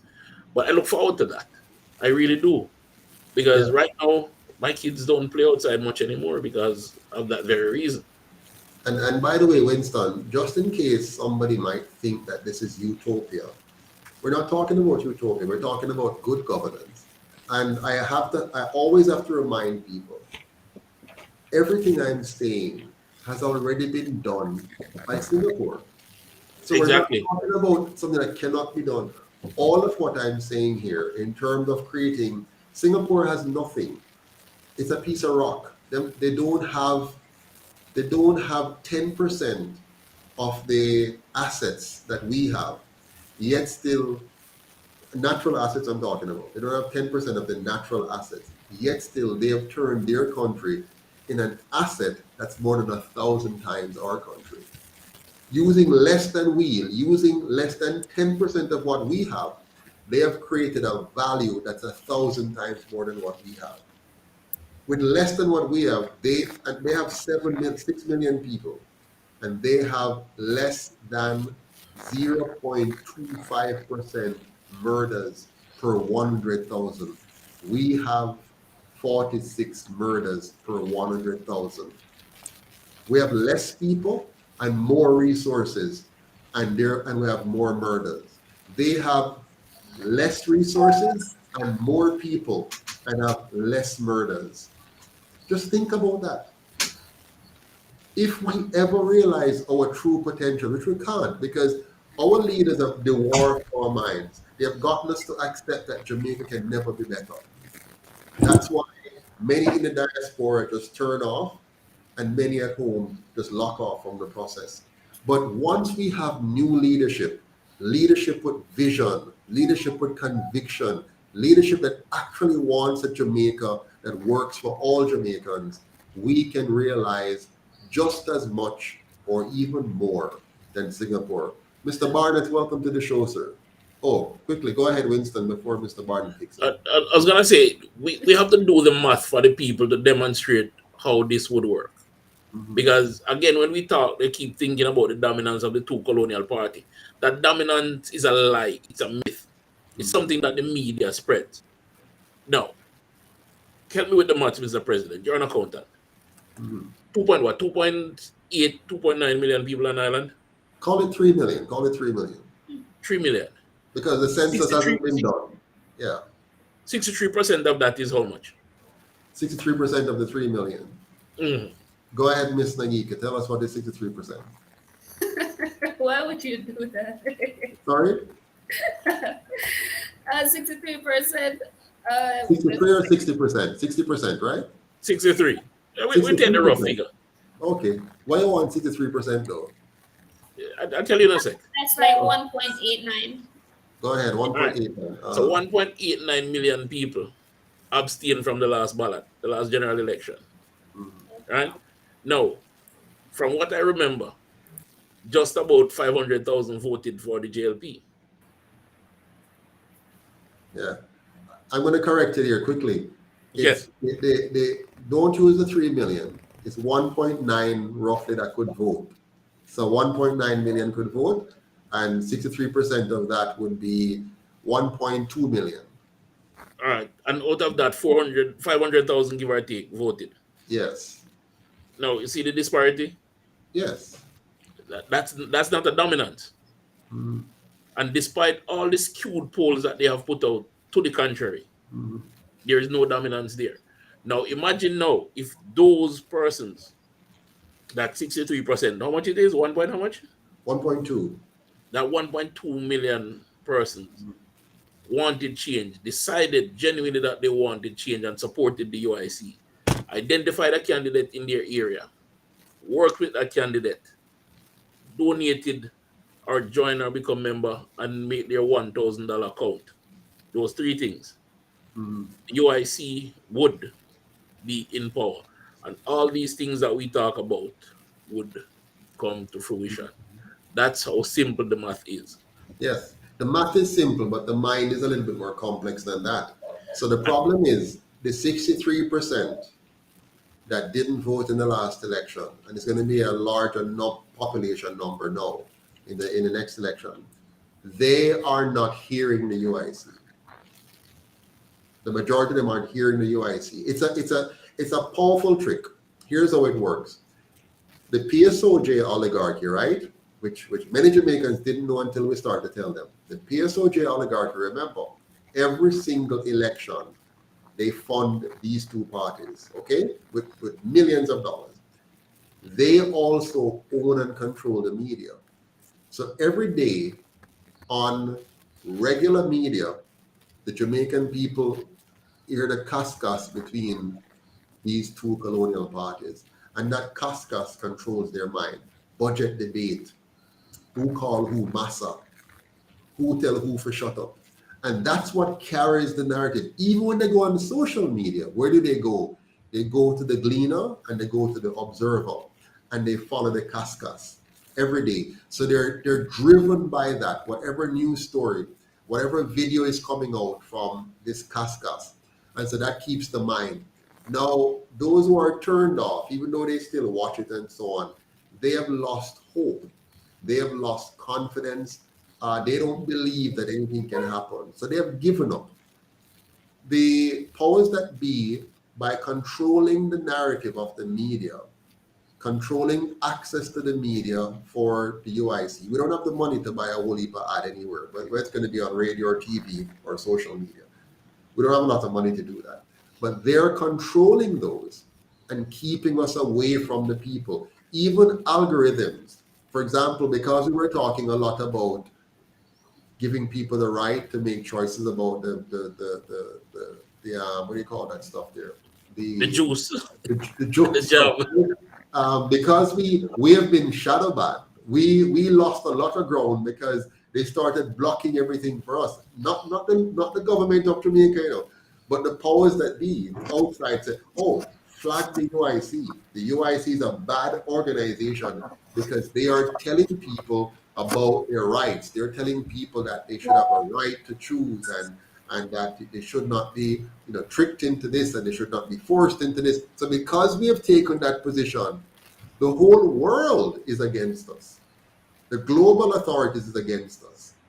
The local authorities is against us. The private sector is against us. The private sector organization. So if the people were able to hear what we're talking about, right now there's 148 persons on my screen here listening in, 150. Somebody said earlier on, if you go over to another person's platform, 5,000 easily. What are they talking about on that platform? They're not talking about this. They might mention stuff around the periphery, but for the most part, it's kind of like a gossip session. Yeah. Right. And so our minds have been tuned to want gossip, to want juice. We don't want too much deep analysis and too much seriousness. We want, as somebody says, Carl, mix up things, you know? And so we have to break through that. And so the more people join the UIC, which is happening every day, and donate, is the more we're being able to get up there and get out there. Even getting candidates is difficult. Why? Because candidates, when they join, they'll look for money. Money must be there already. They don't want to get in and do the hard work. They don't want to come and help to raise money. They want to come and money must be there. Money must just be there for them to get flyers, to get transportation, to get refreshments for their volunteers. They must even go look for the volunteers for them. They can't even do that. So people are lazy generally. They're spoiled mentally. They are entitled, and they think that somebody must come and place something in front of them. What do UIC do? The UIC must just get everything done. We must figure it all out, get all the money, and get the things. Do you know where that mindset came from? Of course we know where it comes from, but tell us. That mindset came from, you are free. And guess what? Here is free education. Yes. Here is free healthcare. Here is free food. Yes. Here is a free $5,000. Here is free road. Here is free cow. Here is free milk. And the free continues, but it's not really free. Mm-hmm. They took your wealth and gave you a stipend and told you that it's free. Mm-hmm. Exactly. And when somebody tries to educate you as to it, they try to silence them, as in the UIC. But it's time we wake up and realize that free is substandard. Mm-hmm. Free is a word that has been used to imprison us, make us lazy and accommodating. He who pays the piper calls the tune. Mm-hmm. That's why I don't want anybody to feed me. Yeah, we don't want a free goat. We don't want a free goat, Damian Crawford. We don't want no free zinc. We don't want no free cement. We don't want no free blocks. What we want is free real chicken. freedom, or free chicken. We want real freedom and then the empowerment to do what we need to do. But welcome, Garth Barnett. How are you doing? Deputy Chairman for the UIC, Garth Barnett. Can you hear us? Good evening, Mr. Patterson. Good evening, everyone. Good Good evening evening, to Brother you. God. I am supposed to be talking on or speaking on Constitution. All right. Let me just first, yes. So let me just first just give a brief backdrop as to the Jamaican Constitution and what we have today.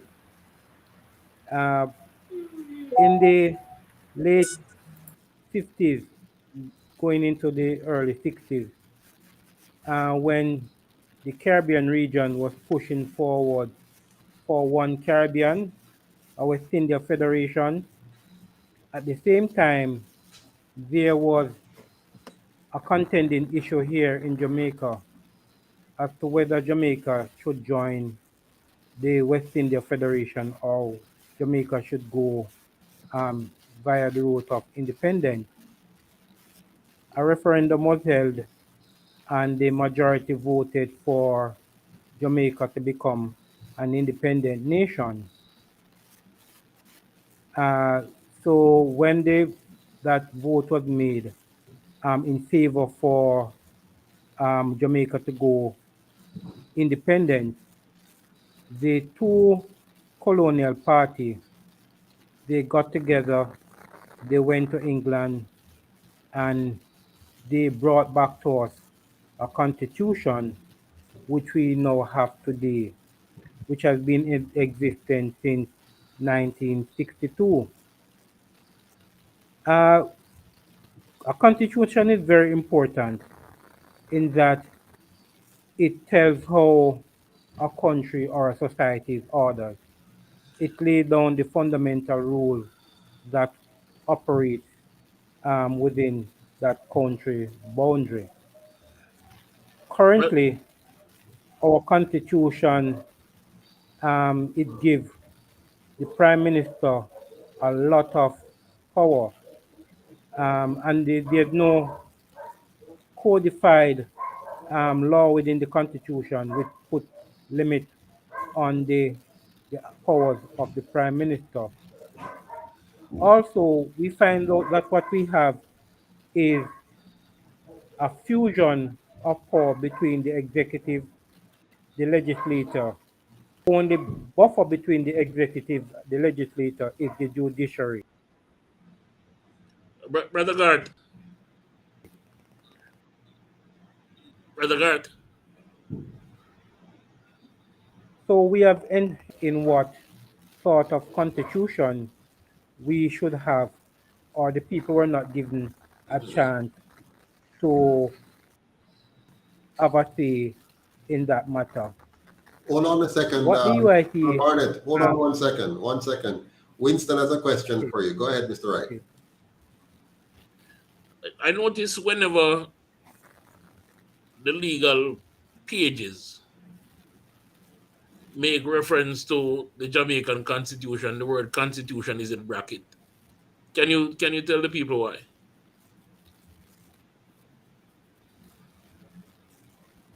Repeat that for me, Winston. Could you up the volume a bit? Sure, I was saying whenever I go to the law libraries and pull a copy of the Jamaican Constitution, the word Constitution is in open and closed brackets. Can you tell us why? Okay. The open and closed bracket, what it entails is that uh, what is it is not a real constitution as such. Okay, so let's go again. Let's go That is again. my understanding of this. Let's go again. So you're telling the listeners and viewers here that despite what we've been told by the two established parties, the two colonial parties, that the document is not a constitution. That is my understanding why the open and closed bracket is there. Okay, Well, brother God. just so that we can quickly jump that point. It's a good point. It's called an order in council, but what it is, it's a document which dictates how Jamaica should be governed. So, in its truest form, it is a constitution, but it's not a constitution written by the Jamaican people for the Jamaican people.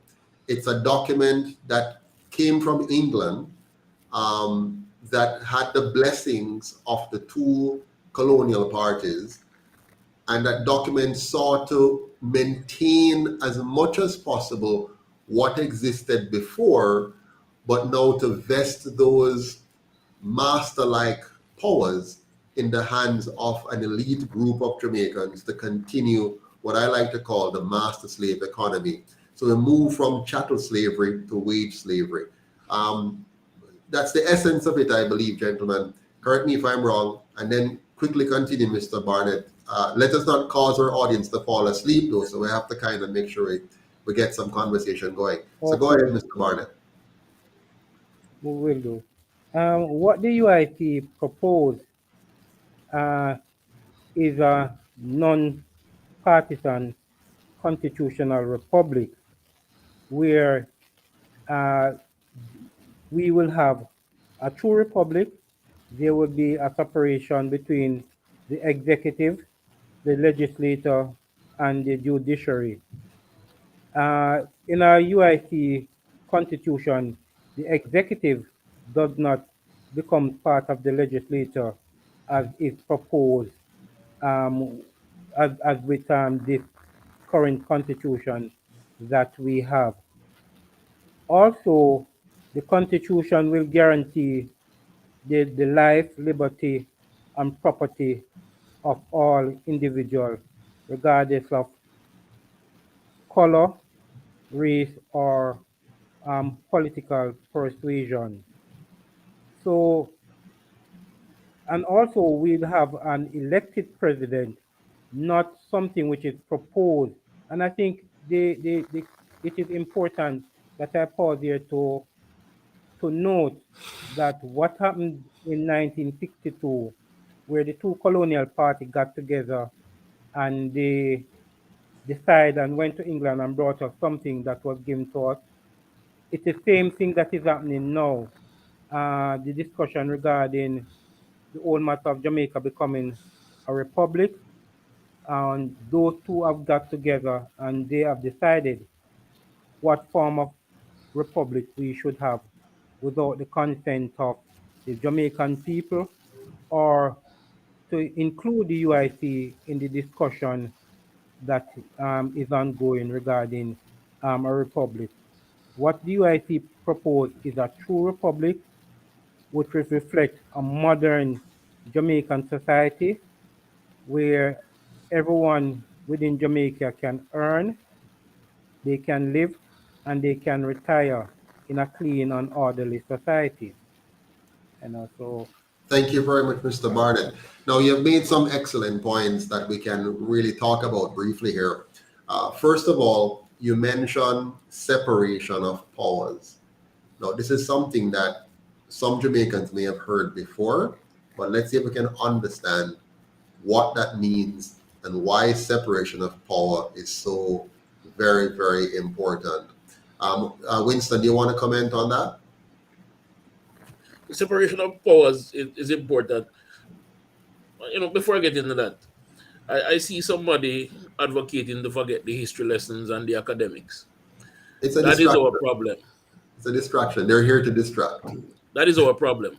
Yes. A person, a people, a nationality without knowledge of their history is It's problem. a distraction, Winston. He's here. I know that I've seen it now many times on our lives. They send a person over here to create a distraction. So they want us to actually derail from our main conversation to start talking about them, which I no longer pay attention to. But checks and balances. Yeah. Separation of power is important for checks and balances. Yes. If you have a leader of the country vested with absolute power, he will do absolutely horrible things. Case in point here, where our leaders had created genocidal acts by arming militias, so to speak, in the 60s and 70s to prowl the streets and kill with impunity, where our leaders openly and knowingly conspire with gang leaders and drug lords without any fear of incrimination or recrimination. So with these kind of absolute power, that sort of thing will happen, and it continue to happen even to this day. The very few times we have gotten a reprieve is when the judiciary grew up here and stood up and said, no, we're checking your power here. So it is absolutely important that there's a governance system that provide multiple checks and balances. Because right now, if the PM, for example, had gotten his way with the current Chief Justice, the judiciary would have fallen in line because he would have been holding something over the Chief Justice's head. And we would not have that checks and balance. So, for example, when the Chief Justice said that you can't lock up young men from impoverished communities that you have created for an indefinite period without any due recourse according to the law, you're wrong. Then we would have young men from flankers and Russia and all these ghetto and garrison communities created by the politician being arrested in the name of crime control and crime prevention without bail, without any recourse to their rights. Which then destroys their lives. And Exactly. if they had a job, they lose the job. If they never hated the police and the government before, now they hate them. Now they hate cause them. a breakdown in the society. But Winston, I want to be a little bit more academic, like our friend doesn't want us to be. I'm going to be a little bit more academic here. I want our people to understand, in the purest sense, what is checks and balances? What is this separation of power? So right now, in the current system, your prime minister in the current system, he appoints the majority of the Senate. Anybody he wants to appoint, he appoints them there. He can appoint 13 members to the Senate, the majority. The people from his party who win a seat, he decides which of any one of them will get a ministerial position. And he does that on his own. That's his own prerogative. He puts whoever he wants in. Okay? 1 second. So I'm going to let Miss Williams go now because she does have another appointment. Thanks again, Miss Williams, for joining us. You're welcome. Yeah, see you on the next live. Yeah, do enjoy the rest of your lives, guys. And remember to leave your votes or ratings at the end of the video. Excellent. Thank you. Take care, Madam Treasurer. Thank you, Naika. Good night. All right. So I wanted to make sure this academic lesson is clearly taught and understood. So your Prime Minister appoints 13 members of the Senate. Anybody he wants to appoint them there, right? That's his freedom to do. He has no accountability here. Even though they tell you about consulting with Governor General or whatever, he appoints whoever he wants. The same for the opposition leader. The opposition leader can appoint 8 members to the Senate, any friend and company. They both use the Senate as a marketing ground. So if they have a friend, like let's say you have a friend like somebody from one of your corporate backers, let's say Grace Kennedy is a big corporate backer of yours. One of their guys can say, hey, listen, put one of our guys into the Senate, man. And then can just take one of the corporate guys from Grace Kennedy or any of the big companies that back their campaign that with money and put him in the Senate. They can then make that person become visible to you as if they have really done anything, right? They put them in there, and so then you start to see this person. Let's call him Mr. X. Mr. X is now on your TV screen in the Senate. You give him a ministerial position. Remember, he may get elected now, but you put him in the Senate, any one of your friends. He is now in the Senate. Give him a Minister of Education portfolio, for example. And then you now start seeing on your screen every day about him, an education minister. And then one day, you can now give him a seat. And him running a one seat because he has now gotten facial recognition and name recognition. And so it's easier now to move him into the parliament, the lower house parliament. So they use the Senate for that purpose, to reward their friends and company. In the House now, those who won on the Prime Minister's side, any one of them him can appoint to a ministerial position. He can give him a position in the Prime Minister's office, a position in health or education or finance, wherever it is, he can give them. Now, what does that mean? It means that all of these legislators, whether it's the Senate or the House, all of them that are from the Prime Minister side that forms the majority, all of them are beholden to him, hoping and praying that he will appoint them to a plump position, which gives them more power, more access to money, and more opportunities for corruption. This now remove the separation of powers between them. So now you have somebody who is making the law and those implementing the law mingled together. So they can't hold each other accountable. But they say, but we have an opposition to do that. We have an opposition party. And by its very nature, by calling it an opposition party, you have just undermined it, because now their job is to just oppose. So maybe you should even pay any attention to them. And this now reduces the effectiveness of the governance model. The UIC's approach now says, let's separate all of them. So senators are elected by the people in their parishes to represent the parish fully. They're there not by the Prime Minister's appointment, they're elected by the St. Catherine Senator, Westmoreland Senator, St. Elizabeth Senator, Hanover, Portland, St. Mary, St. Anne, all of them, St. James.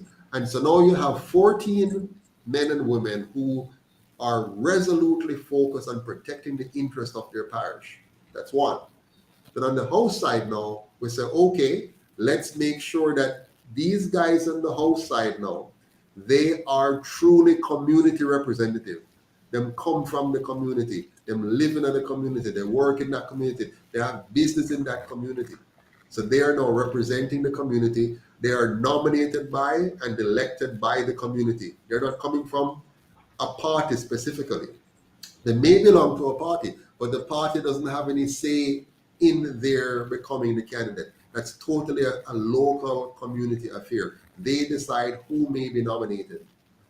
And better yet still, we make it a 100% publicly funded system. This means no big money can control them, whether through the party or through private donors. They will be funded equally and only by the public purse, not by getting money, but by getting the same access to newspaper, radio, television, internet, town hall meetings, and debates.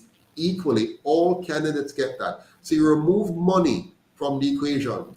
So a poor candidate and a rich candidate are equal in terms of spending.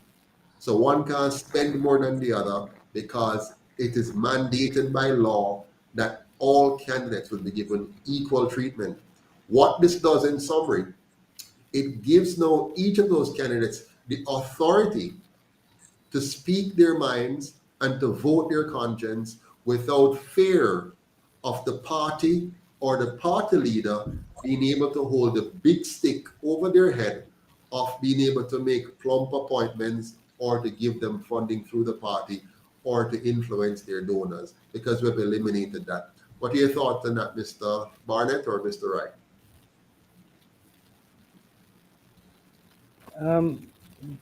Mr. Patterson, what I would say is that there's in no way the executive should be able to influence the legislative process. It should allow those who are elected to make the law to discuss on merit proposals which are put on the floor for discussion. Currently, as it stands, the executive is able to influence the legislative process because it is a part of the legislative process. Something happened the other day that it has missed the entire country. The local government election was postponed, and we have a member of the upper house sitting in being a member of a local council. He is participating in the legislative council, and also he's going to be a part of that delegated laws which have been passed down to that lower body to adhere to those laws. So it is something that has missed us in quite a few years, where the system has sought to bring somebody from the local council into the upper house, while the constitution does not speak to the matter. It is silent whether or not somebody at the council level can sit in the upper house. These are things that should not happen, and nowhere in the world there's a system of governance that I am aware of that we have a local council person sitting in the upper house of parliament making laws and influence the decision that is going to be binding on him when he returns to that local council. So these are things that a UIC government will look at and will seek to address these anomalies which exist within the constitution and within our structure of governance. Thank you, Mr. Barnett. But Mr. Wright? the separation of power is something that we desperately need. I mean, when you look at how much the government is colloquializing the representation of the people, it is atrocious. But there is, as Brother Gart says, the quote-unquote constitution is silent on it, and the leaders are immoral to it. So they'll continue to do it because it suits their political pandering and their special interest grafting. And I have no faith in them that they'll fix it. What I'm looking for to fix it for the future generation is a clearly articulated UIC plan to change our governance structure. That is simply it. And that is where my investment is, to further the ideals of the UIC, to have that change. Because if it could have been done by them morally, it would have been done over the past, at any point during the past 80 years. Exactly. Now, and the thing is, and for me, I don't even think that they can't do it. I just know that they don't have a vested interest to do it. They're committed to maintaining the system as it is right now. But I want to bring up a point that we touched on that I want us to end on. We have 4 minutes left. It's the point of a true republic that Mr. Barnett mentioned. Now, the Jamaican people need to understand that we have been tricked. We have been duped. We have been conned over and over again. So in 1838, they conned us when they gave us freedom while retaining our land and not compensating us for our stolen labor, right? So that was the first trick. So in 1838, when they said the Queen of England has announced that we are now free, that was a fake freedom. You cannot tell people that they're free and they have no education, they have no capital, no land, and you have retained the slave wages that you have withheld from them. Yeah? That was 1838. That continued for over 100 years, that fake freedom, from 1838 to 1944, over 100 years, that our people stayed in that fake freedom state, suffering, recognizing that something isn't right. And that's because when they stole our labor and our land, they also stole our intelligence. Because if you have generations of illiterate people, because they kept us illiterate, generations of persons denied the right to learn freely and to have access to information and knowledge to grow, then you have stolen their intelligence. So even though we were cheering and clapping in 1838, not realizing that the freedom that we were being given was a fake one, it was a freedom to choose our master, a freedom to choose which of the masters we're going to work for, not a freedom to really be ourselves and to be productive. Then in 1944, when we were agitating and things were getting tougher because we're beginning to fight back and burning down places and chopping up people, they said, okay, let's give them another fake thing. So in 1944, they gave us a fake democracy by giving us two fake political parties destroying the Marcus Garvey Party and giving us a fake dichotomy and telling us, no, you have a choice. See, you now have the right to vote. So this right to vote, while they still retain our land, they still retain our stolen wages, and we're still, for the most part, unintelligent, not having enough education and awareness to know what is what. And so they gave us a fake democracy with a governor from England in charge, just like the governor general we have today. And we have, well, not just like, but similar. And we have two parties, which is they help. The Plantocracy, the PSOJ back then, helped to put that together and put that in front of us and trick us to let us think that they're there to work on our behalf in our interest.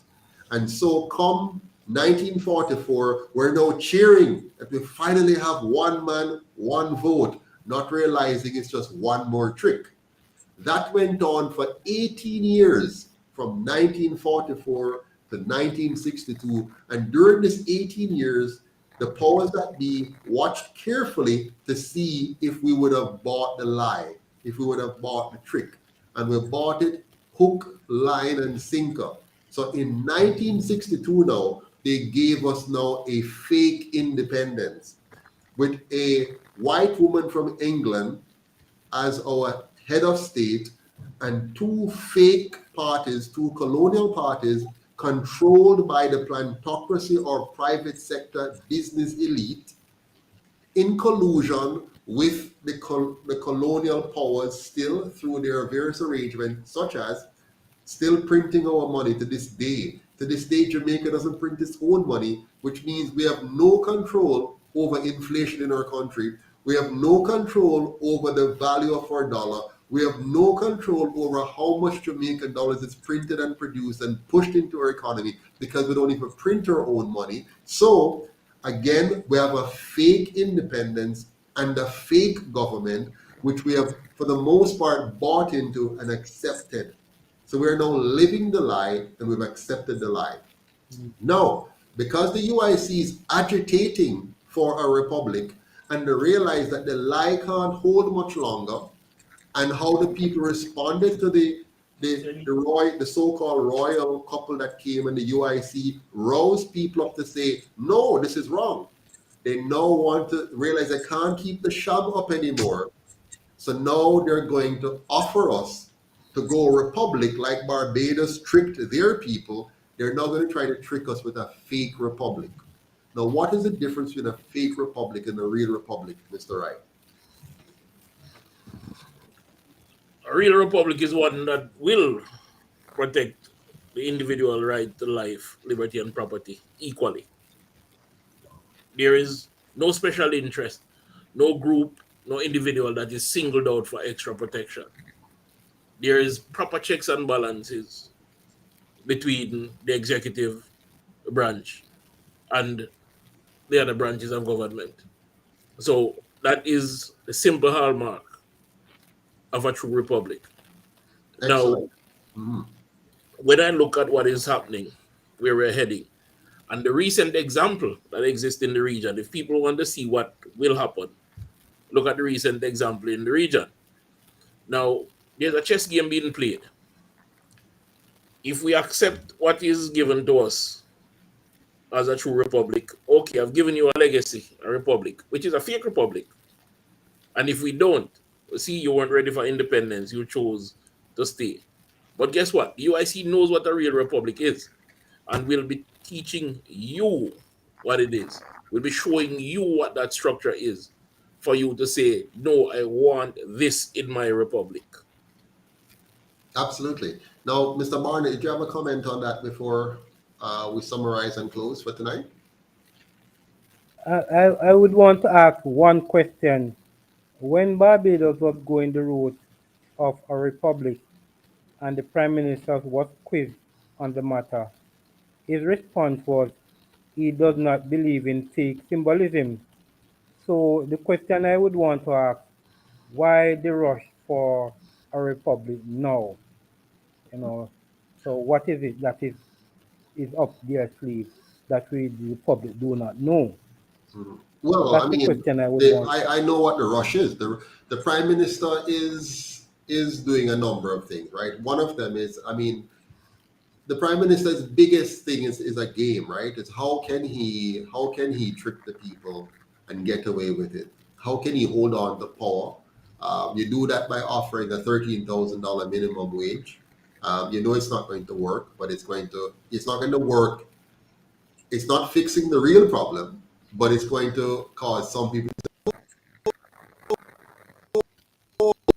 going to give out whatever sweeties he can to create the illusion of somebody who is doing something good for the people of Jamaica. So going Republic is just one more. So he has struck this committee, and they're going to try to see if they can pass this off as Republic. Now, bear in mind that he has history on his side. There are many fake republics in the world. China calls itself a republic. Clearly, China does not respect individual sovereignty. Barbados, Trinidad, Guyana, North Korea. The word republic has been so prostituted and trivialized that most people believe a republic is simply replacing any monarchical head with a president. And so now they say you have a president and that's it. And they've dumbed down people to ask silly questions like, what kind of system do you propose? Is it a presidential system? They try to simplify it like that. That means nothing. Having a president doesn't solve anything. What solves something is the governance model that you have. What is the governance model that you have? What is the role of the president? In the one that the prime minister is proposing, you're going to have a ceremonial president. You're going to have a president that is not elected by the people, a president which comes into being similar to how the governor general comes into being. So it will be a position of little or no consequence, primarily mostly symbolic. So he's going to replace the governor general, which we have now, with a president. Barbados did that. They just changed the name from governor general to president. And the undergirding system, the substantive system, remains the same. So all of the corruption elements remains in place. All of the things that denies you the kind of governance that you need to empower you and protect your rights, those systems will not change in any substantive way. If they change at all, it will be to further empower and enrich the elite. Any changes they make, however, will be predicated on a statement such as these: to make your life better, to help you, to protect you, and they'll make those changes and they won't do any such things. So the UIC makes it very clear. A true republic is one that unequivocally protects your individual sovereignty. That's number one. If it does not clearly, and I'm not talking about having a Bill of Rights where nice words are said over here, and then in the fine prints over here, those rights are negated. Yeah? For example, there are some countries where they tell you, you have all these beautiful rights, and then a line is written, provided we agree, or provided we allow it, or provided we see it okay, or provided we don't have a reason to take them away. So that's the kind of thing. Now, many persons are happy with that because they've been conditioned to think that government is kind of like a god. In the UIC, we make it very clear. The government never, ever has a right to violate your sovereignty. Never. Whether it's war or famine or pandemic or any kind of natural disaster or nothing at all, the government ever has a right to violate your sovereignty. That's the difference. So in a true republic, your sovereignty is always and unequivocally protected by law. And any politician who seeks to overturn that has committed treason and can therefore face the ultimate penalty for seeking to violate your individual rights. Beyond that now, Winston and Mr. Barnett, beyond that now are now the structures to empower you. Structures such as education, healthcare, infrastructure, the economic model. And the economic model itself has to be free market. You cannot be free if you don't have a free market system. So anybody who has the idea that you can be free and not have a free market, not have an economy where you are free to buy and sell whatever you want to whomever you want, that is an adult that can consent. As long as you have taken away any part of that and allow politicians to cherry pick who they're going to give special rights to buy and sell to, the moment you take away that full freedom from the people to choose and give politicians the right to decide who they're going to allow, which gate they're going to open for who and for what industry, the moment you give politicians that power, you have taken away the free market and you have taken away the freedom of the citizens. Mr. Wright, over to you. Listen, there's very little to say on this topic because we see a lot of departures from convention. A government that tells you that you're free, but they control your market. For example, there are lots of things that Jamaica doesn't produce, but need to produce its way out of debt.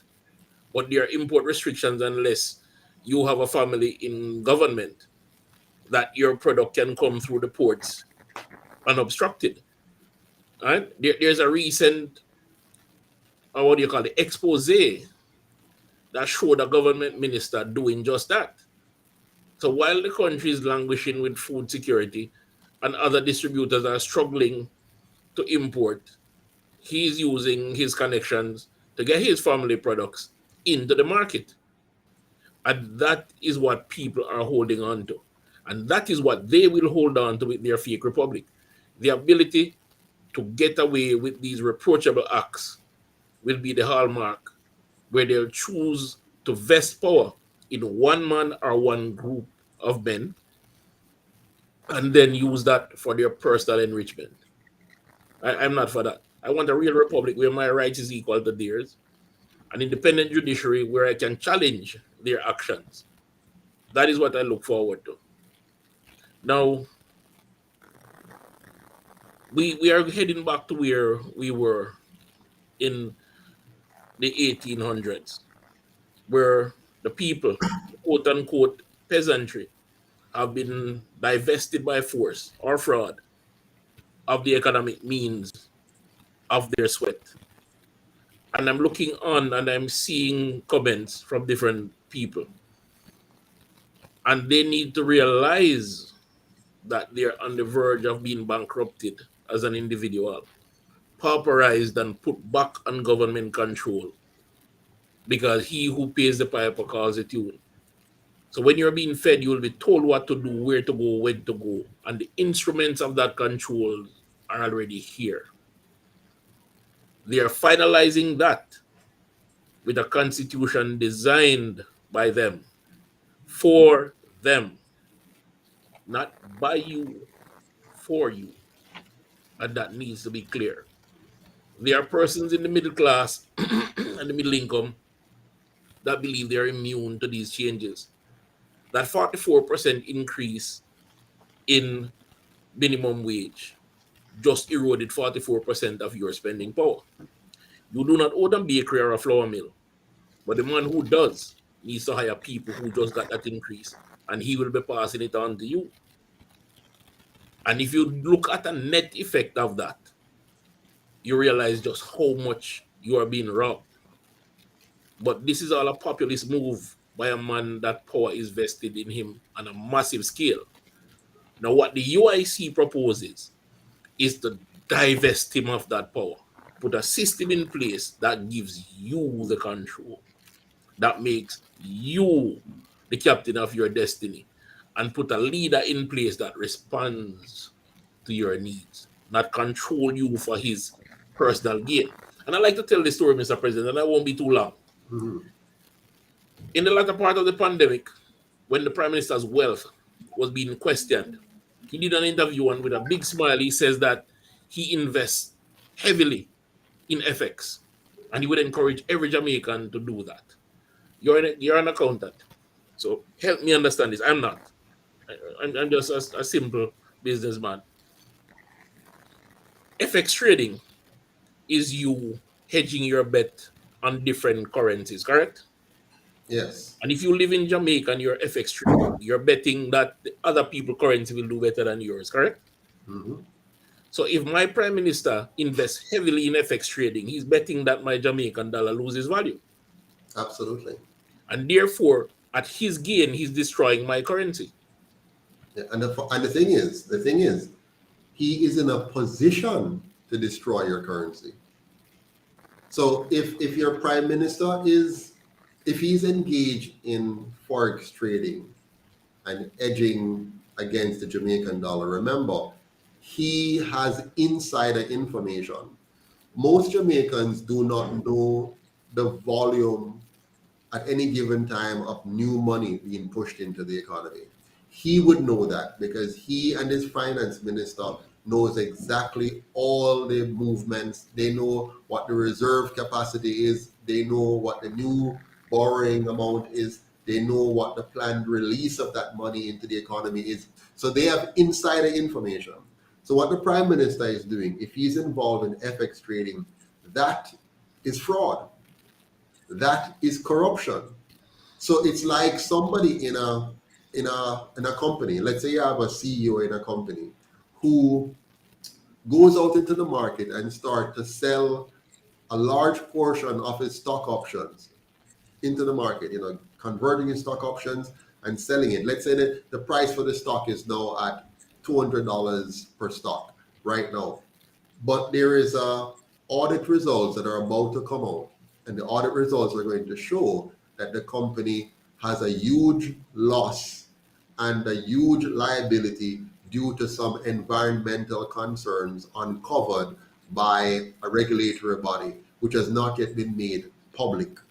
And he knows that that's going to come out now in the audit report within 3 weeks. And prior to that, he goes and sells a large portion of his stock holding on that insider information, knowing that the stock is going to fall.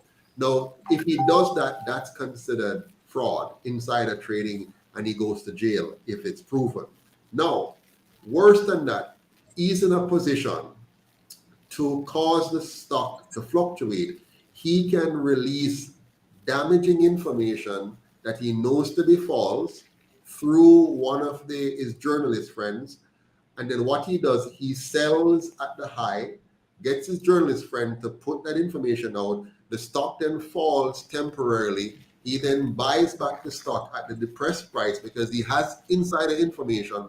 And then the journalist then released new information. Said, whoops, sorry, that was a mistake. That's not quite the case. In fact, the opposite is true. They're in a more favorable position, and now the stock goes through the roof, and he has benefited on both ends of the equation. That's the position of the prime minister. Now, worse than that, the prime minister also uses offshore accounts or offshore companies to hold assets in Jamaica in order to avoid Jamaican taxes. Now, of course, what he has done is not illegal because any Jamaican can do it. Slavery wasn't illegal. Exactly. Now, but what he has done is very unethical and smack of treason given his role.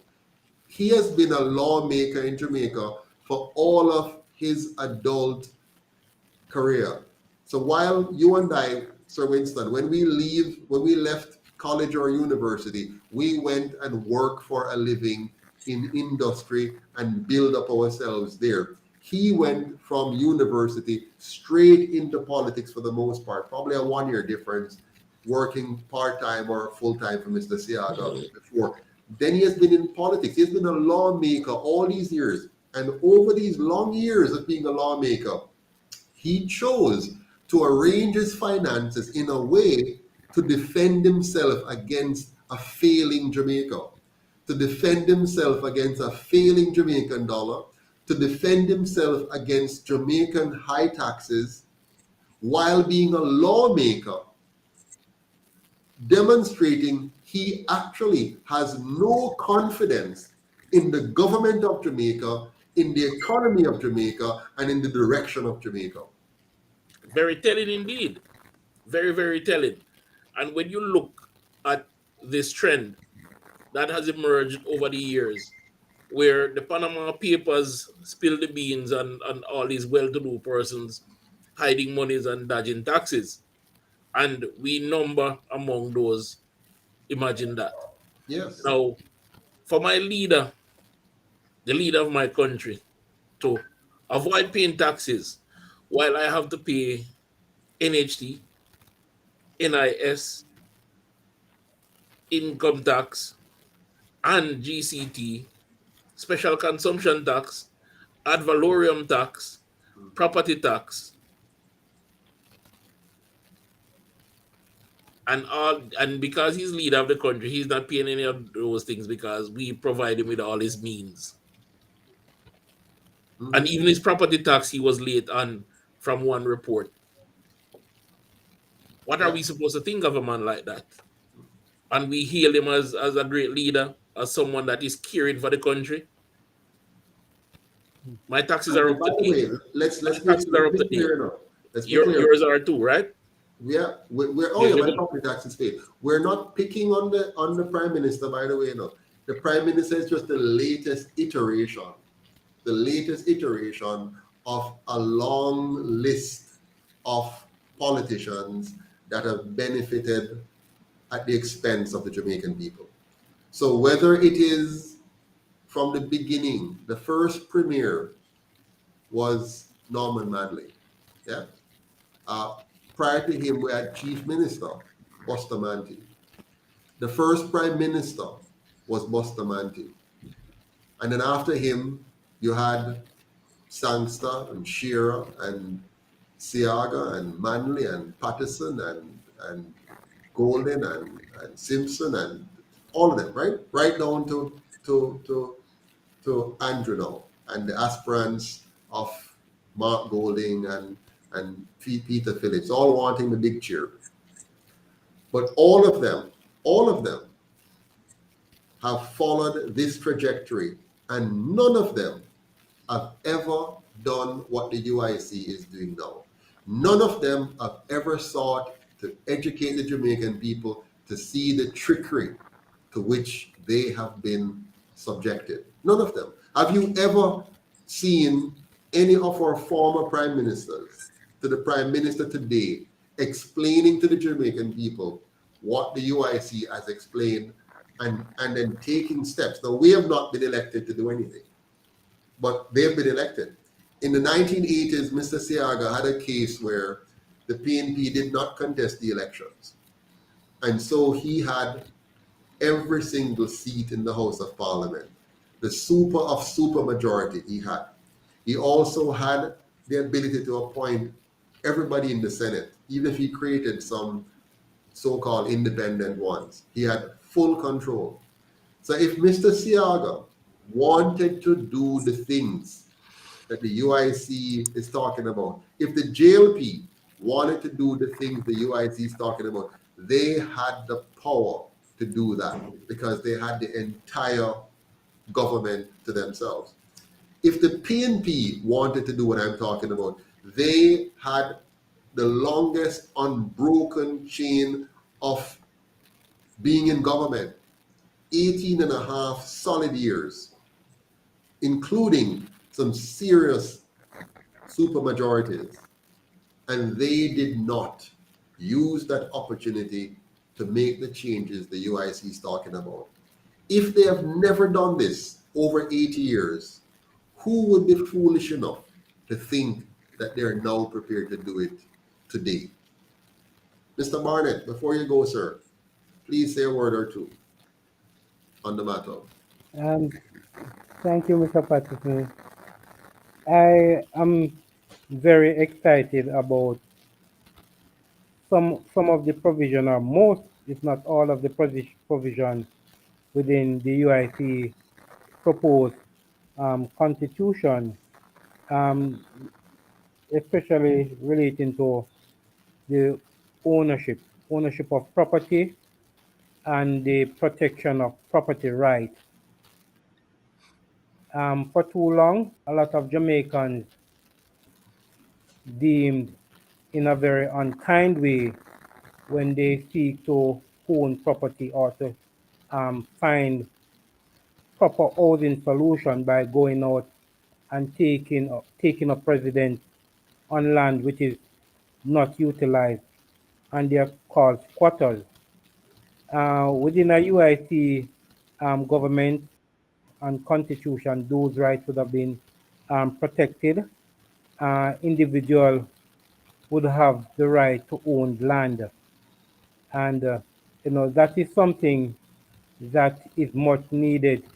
We know that in the past, both the PMP and the JLP have sought to give away land titles, but that was done in a piecemeal fashion without looking to upgrade infrastructure in places where persons have gone to start their settlement.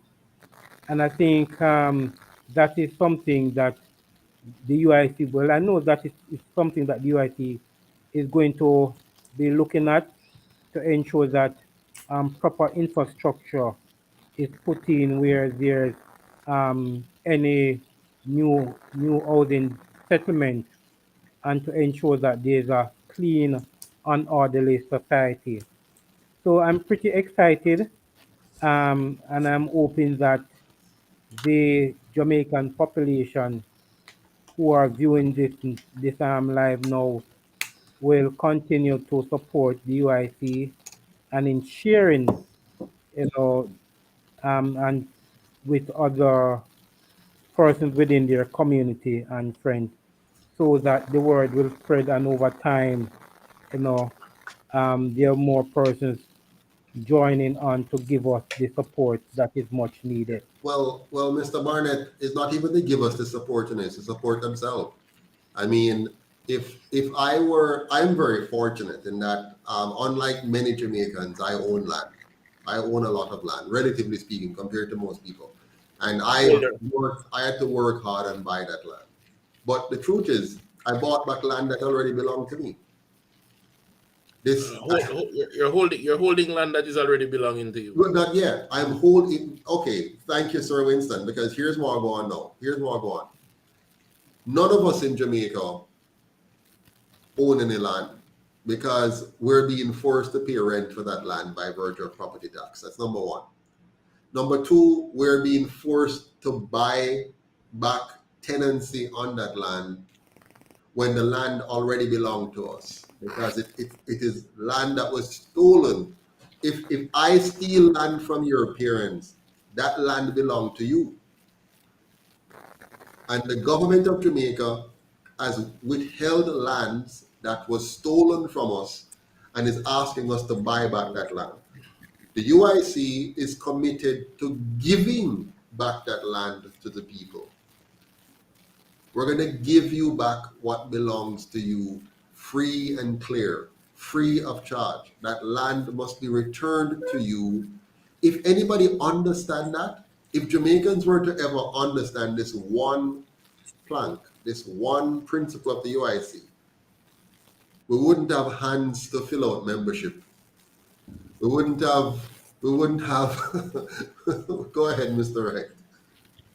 I need you to do something for me. Yes. I need you to explain to the members online tonight what property ownership does for generational wealth creation. My goodness, that is when you don't own anything, when you don't own land, when you don't own property, right? It means that you're starting from some negative number beyond zero. You're starting from scratch. Now, let's look at this in terms of the white landowners, those who stole our lands and owned it and had it, right? When their children are born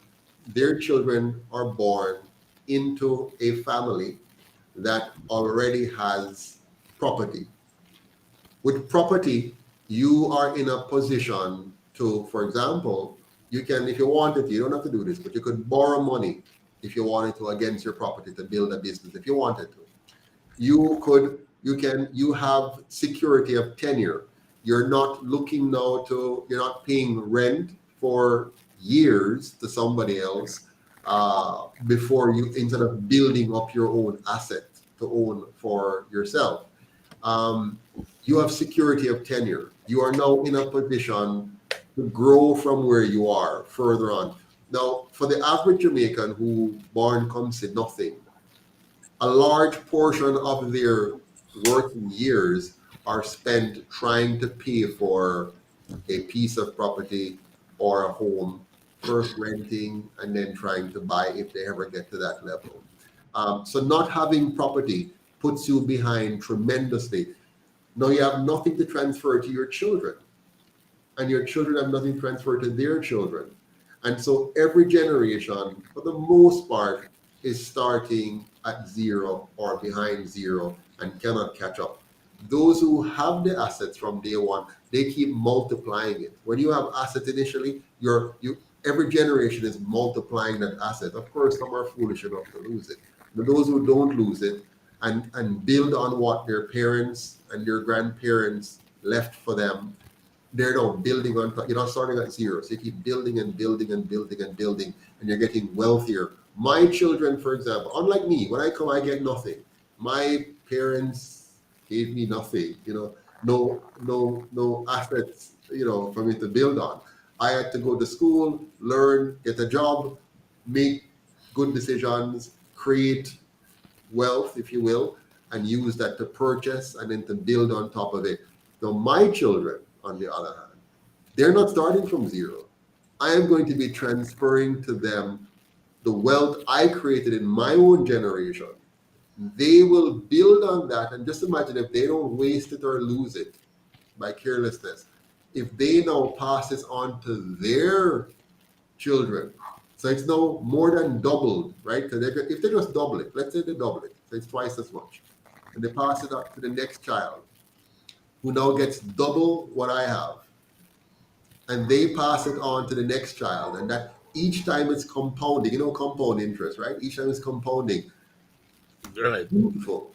Go ahead, Winston. I know you have some points to make. No, I was saying right, because imagine what that means now for a poor mother who needs to send a child to college, for example, a bright child that needs to go to college, and is a landowner and leverages that property properly, gets a credit union loan, a cheap loan against that property, low interest rate, sends that child to school, that child comes out of school, well educated, bright, and as you said, double that asset, buys another piece of property, puts on that, or build a big house on that, rent out one floor and live in one. Right? That is the start of generational wealth. What they have done by making us landholders and not owners, and also pricing us out of the market, and most importantly, holding the best lands for the plantocracy and the elite groups, is make sure that there is a poor working class available for exploitation.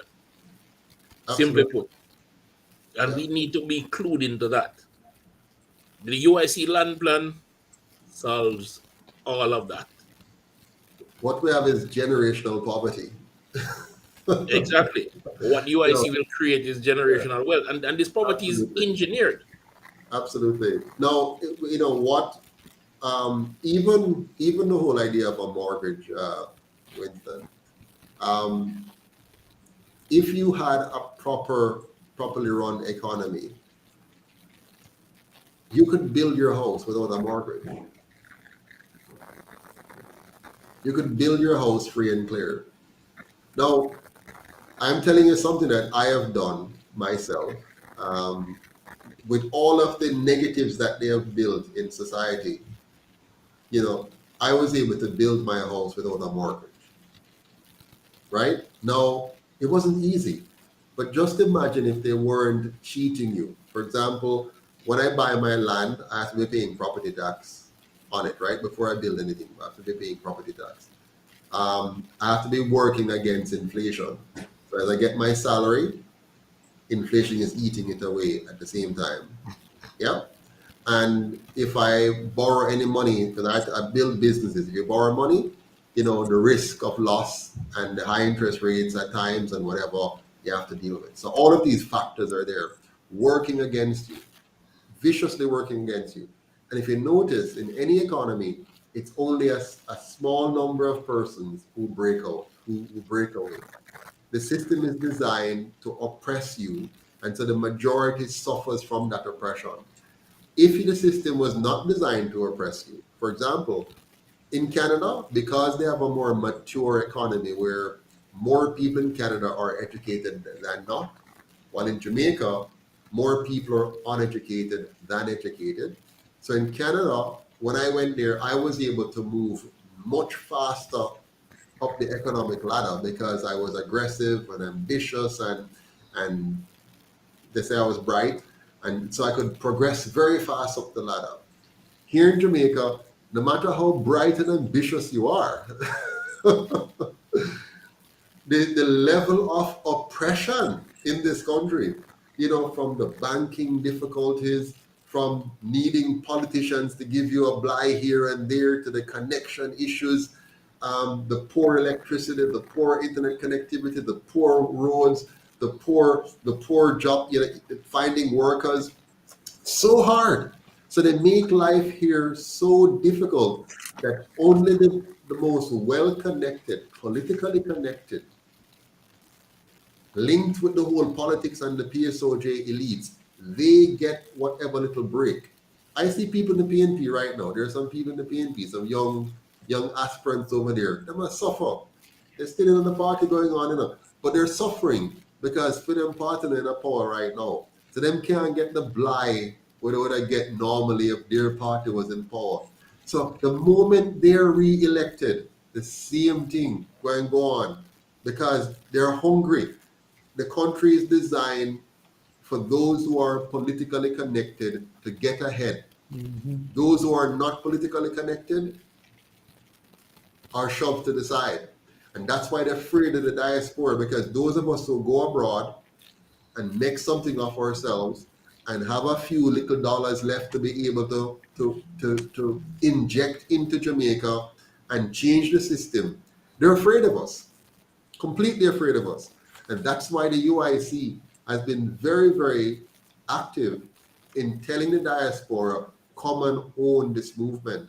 The moment the diaspora own the UIC, the moment the local Jamaican here own the UIC, it's the end of the gravy train for these two parties and the beginning of a new era in Jamaica where you don't have to know anybody.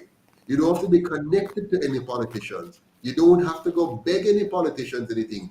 The gates will be flung open for the poorest of Jamaicans to make something of himself without getting any special treatment from any politician. The entire system is designed to give special help to every Jamaican to overcome. And one of that help is giving you your property rights back. That's one of the key things. Another help is for us to liberate the banking system so you have a right to a bank account and you have access to capital that was only reserved for the rich and powerful. You now have access to build your small business into a medium-sized business and to build your medium-sized business into a large business, because now the system is designed to work for you, to make exporting easier, to make importing of valuable technology and products easier to help you to build your business.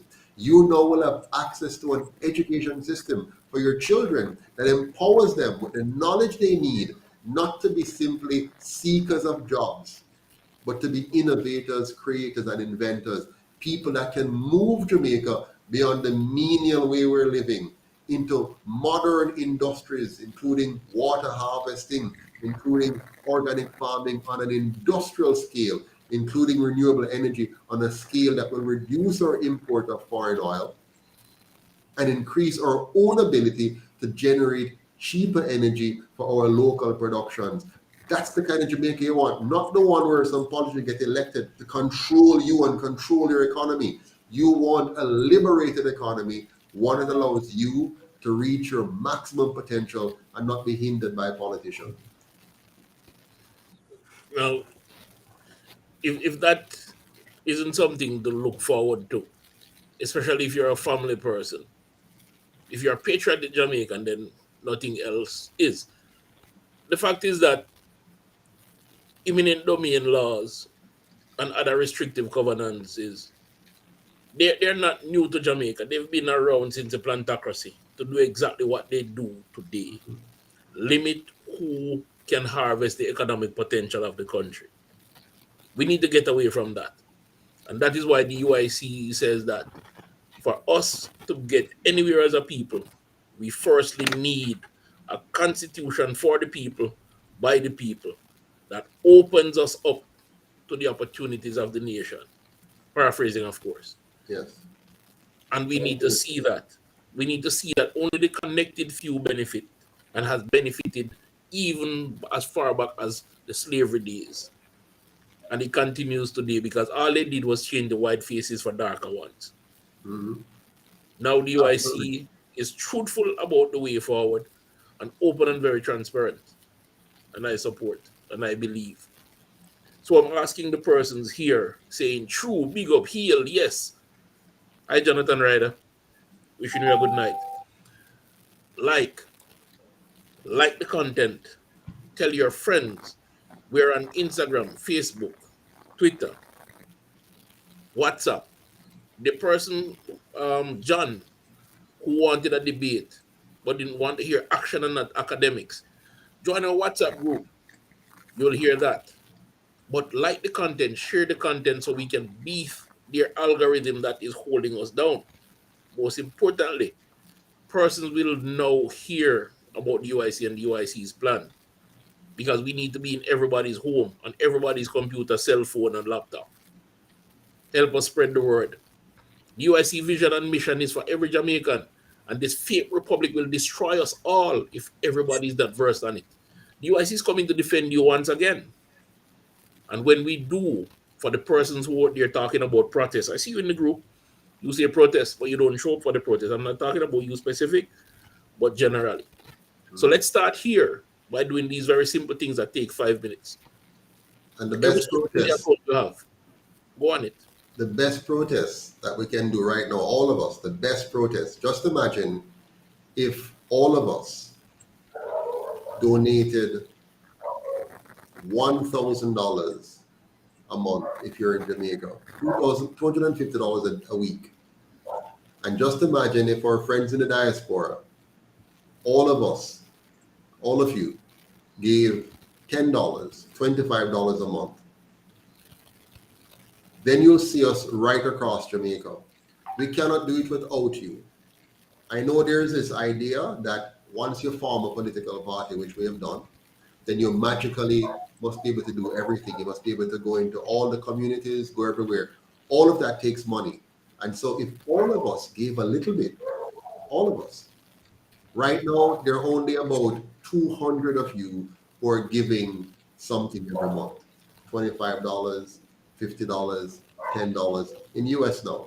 Some are giving 1,000 Jamaican dollars, 2,000. But just imagine if we move beyond 200 persons doing what they can to 2,000, to 3,000, to 5,000.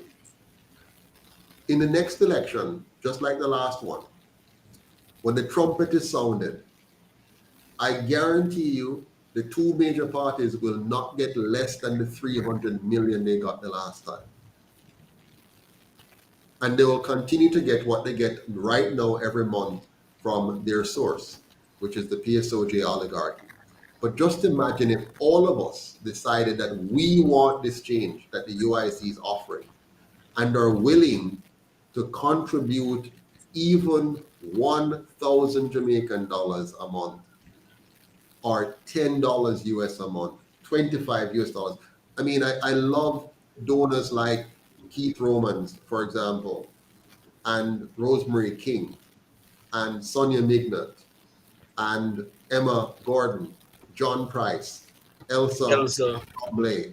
You know, all those persons, Howard and Fowler, more, and more, who dedicate every month they contribute to this movement so that we can keep the lights on. We can print a few flyers. We just had our annual members congress on Sunday. You were the ones who paid for it. You paid for the platform for us to be able to vote for our candidates from anywhere around the world. You paid for the tent and the plates and everything that was there. You paid for that to happen. If you didn't pay, we couldn't have it. When we go out like we did to Lloydersville and we pack up ourselves in 2 or 3, 4 vehicles and head out there, you paid for the gas. You paid, but you didn't pay for the wear and tear because that's still being felt by the owners of those vehicles. I know you, Mr. Wright, your vehicle got mashed up. So Mr. Wright came to the function, drove his own vehicle, brought about 4 or 5 other people with him from Westmoreland. And yes, we had a wonderful time and we met with the people of Lloydersville, Forest Hill, and we went down to other places. And after he's finished doing that and heading back home now with the people that he brought to the event, him dropping on one of the government's big pothole and tear off the bottom. I think it cost you about what, $400,000 or $200,000, $300,000? 200 and change. $200,000. Yeah. No, so you didn't pay for that because nobody reimbursed him. I offered to reimburse him and he said, no, it's okay, I'll deal with it. But I know it was painful. Yes, him deal with it, but that was painful. And I know the pain because I have suffered it too. Others, when Donovan Moore, for example, when he takes his vehicle and he picks up persons and bring them over, go to St. Thomas and drive all the way on the bad road, all the way. Misha and Naika, and Mrs. Patterson, and all the people who went. And I was driving a nice Crown on the road, and I mean, every minute may I fret, what kind of repair bill am I going to be faced with? And then we had the other vehicle there, the one with the town crier on it, and it a bob across, and you're like, oh my gosh, you're praying that it make it through. I remember one time we went up to the hill there in Balaclava to go look for a man that was homeless, and we went and brought him some stuff and to see if we can help out. And we did all of that, and we're leaving, and we're driving out, and the whole of the front end just tear off of the vehicle. My friends, these are the costs. It's not free. What we're doing it, but it's not free. It is costing us. When we went to the Marley Beach there to defend our beaches from being taken over, and Mr. Barnett was there. Him not have the vehicle, but him traveling, figure out, and I was so shocked when we were in a particular location because he had missed our initial point. And he went through all the that little community was all the way out this way. When I heard that he was there, I was like, wow. And he made it. That is sacrifice, people. And who paid for him? Nobody didn't pay for him. He paid his own way to get there. And I know him now have no whole heap of money. I'm not gonna tell you about him life, but I know him now have a whole heap of money sit down there to just go and spend. But he does it. So this work that we're doing, people, it's on your behalf. It's for your benefit and ours.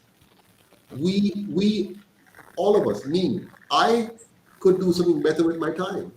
If we had good governance, I would be busy producing wonderful products and services that you can buy and enjoy. Right now, my wife and I, we produce some of the best honey in the country. Bee Sweet Jamaica, you check it out online, beesweetjamaica.com. And we sell that honey across the world. Now, if I wasn't doing this, I would double my honey production. You understand me? Yeah, I remember the other day your apiary got a big hit because you were out on the road.